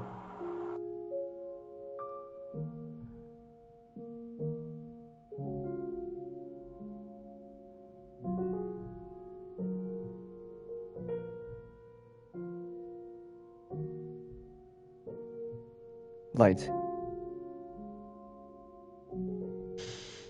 Why do I have a feeling this is Nellie's voice? It is. Seems like it, yeah. Look! Your head is covered in roses. Oh, you got petals in the book. This isn't mine. I can't afford to. Though you could hear the sound of children laughing, you could not see them. Regardless, their cheerful voices warmed your heart.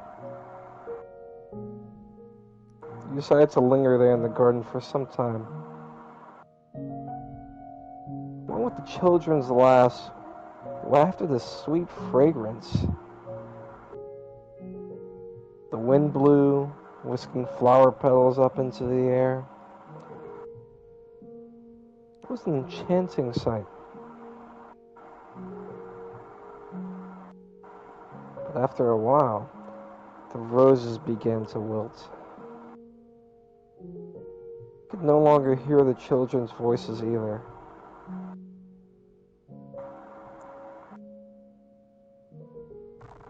The young man stood alone in the withered rose garden. Drawing nearer, you called out to the youth. The young man did not appear to notice you. He merely stood there, staring vacantly across the garden. The youth muttered something in a lifeless voice. This isn't what I wanted. I just wanted a normal, peaceful life. I can't bear being alone. I can't take this. Someone, get me out of here. Oh God, tell me, it's not all my fault.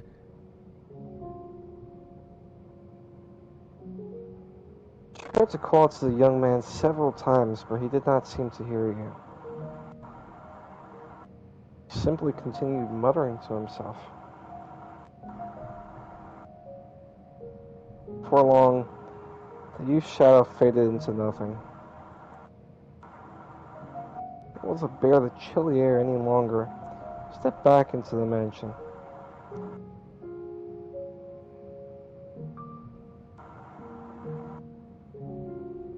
Just really quick, I missed the first door. That's all I'm going to say. When you descended into the cellar, you heard beast-like snarling. Along with it came a sour odor and the sound of ripping flesh. You did not see the beast. Did not make it any less unpleasant. You needed to retreat from the cellar.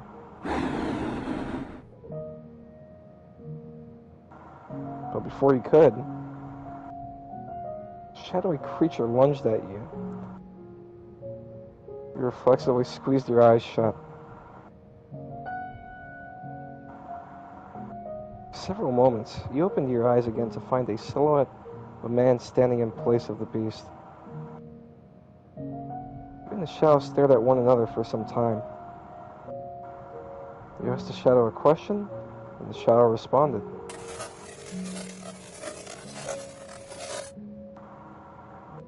However, you had no idea what it said. The shadow seemed to be trying to communicate something to you. Trying to make something, or make sense of something you could not understand was pointless. Having no reason to remain in the cellar any longer, you made your way back upstairs.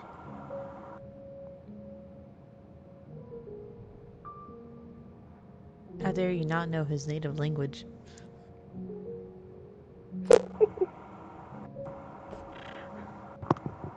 The smell of dusty books filled the air of the library. You approached the shelf to examine one of the books. Suddenly, an avalanche of them came falling to the floor. You stared blankly at the mountain of books. They had fallen down on their own. They showed no signs of putting themselves away. As no one else was there to do it, you began placing the books back on the shelf. 1, 2, 3, a dozen. As soon as you had gotten them all back up, it came crashing back down again. It wished very much to implore the maid's assistance, but she did not appear to be in the area. Pretending you had not seen anything, you made your way back into the hallway.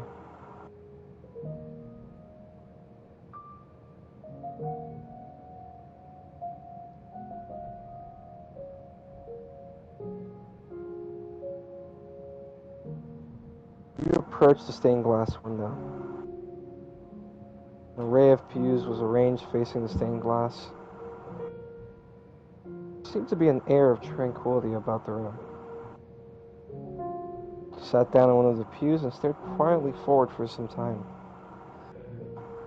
For a moment, it felt like you were on the verge of recalling something, but ultimately the memory never managed to surface.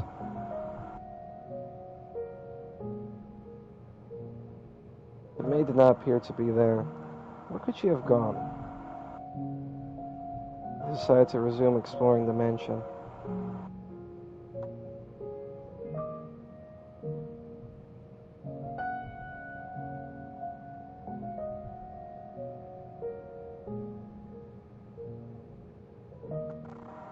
You returned to the room with the stained glass window. You had searched throughout the mansion, but no luck finding the maid.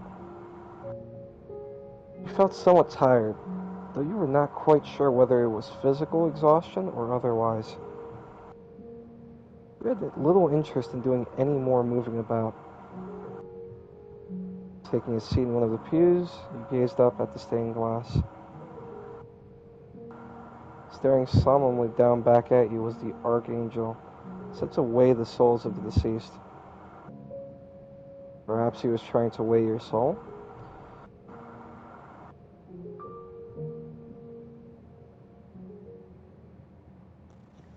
Master, Master. Oh, there you are, Master. You gave me quite the scare. After returning from the third door, you disappeared without a word. Oh my, it was I who disappeared? That is quite strange. I did not go anywhere, as far as I'm aware. Nevertheless, I am glad to have found you. I would have been at a complete loss for what to do if I had been separated from you yet again. I did indeed say that when you first arrived. I have been waiting for your return for a very long time. For centuries, as a matter of fact. That would make me a ghost then, you say? I am very much not a ghost.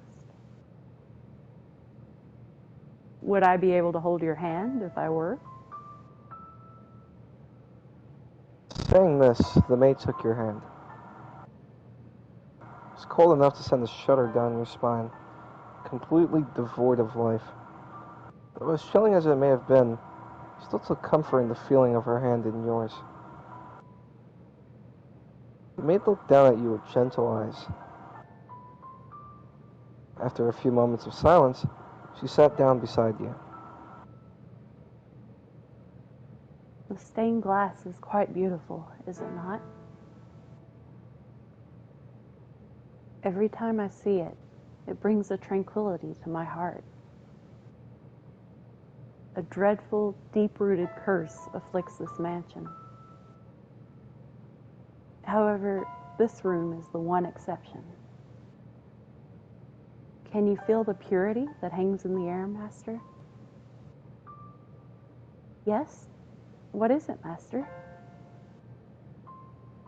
You are correct. The stained glass window had been shattered and was not present in the time period of the previous tale. I wonder... Perhaps it is because the mansion we are in presently resides in a realm separate from the real world. We are in a world constructed from myriad memories and histories. I am sure that when you regain your old self, Master, the mansion too shall be restored to its original state. So do try and remember, all right?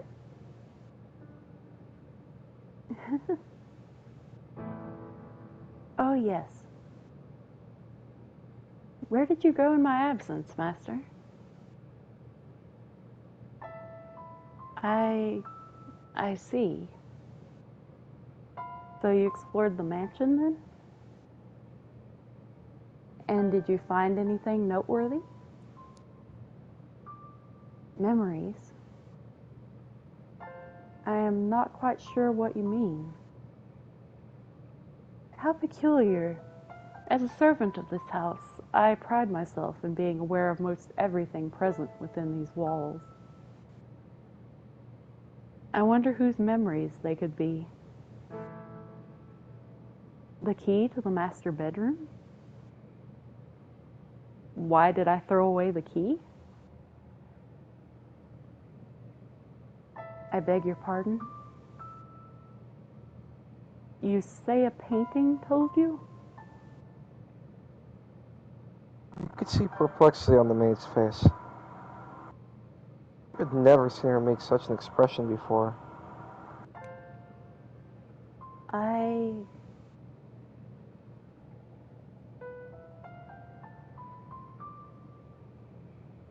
know nothing of any key. Oh, Master, you should not tell jokes meant to cause others discomfort. But a talking painting, you say? You seem to have a rather vivid imagination. Maybe you can tell the next tale, Master. I'm only teasing. Now, that was a nice break, but we should get moving. The tale I am about to show you is the last of the mansion's memories. I am certain you will remember yourself after seeing it.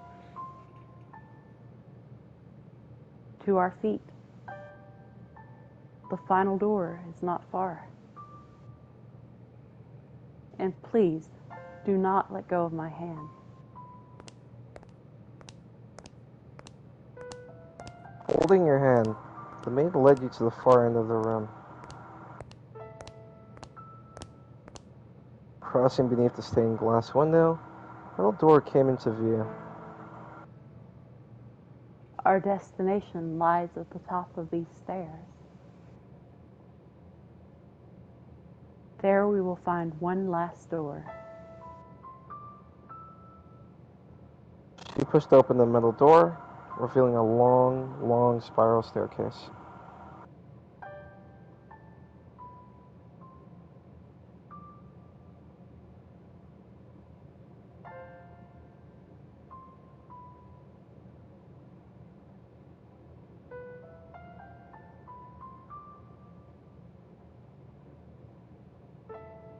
It will be a bit of a walk, so let us be on our way. And please do watch your step. This is called an observation tower. Normally, towers such as this were built in castles or churches, so it's rather strange for there to be one in a mansion. The last door I wish to show you, Master, resides at the top of this tower. Rectangular windows were carved out of the stone in several locations along the way up the spiral staircase. You attempted to peer out of one of the windows, but all you could see was a thick layer of fog. Perhaps the maid's suggestion that the mansion did not presently reside in reality was in fact correct. With each step upward, you found yourself gripped by an indescribable sense of anxiety. The feeling somewhat resembled irritation or annoyance. Sensing this, The maid tightly gripped your hand.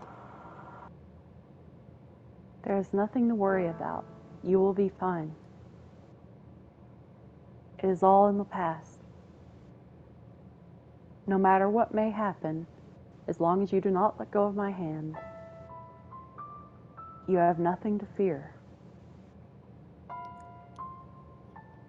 You and the maid continued climbing the stairs. Up and up, around and around, marching ever nearer the supposed final door.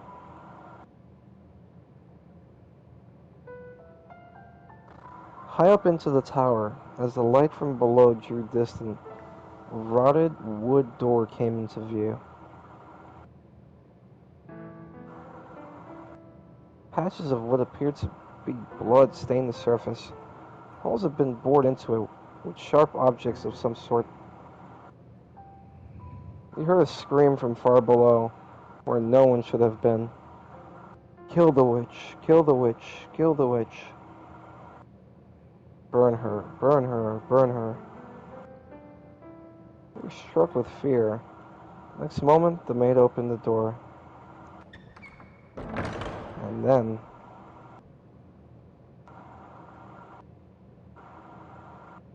you slowly descended into darkness.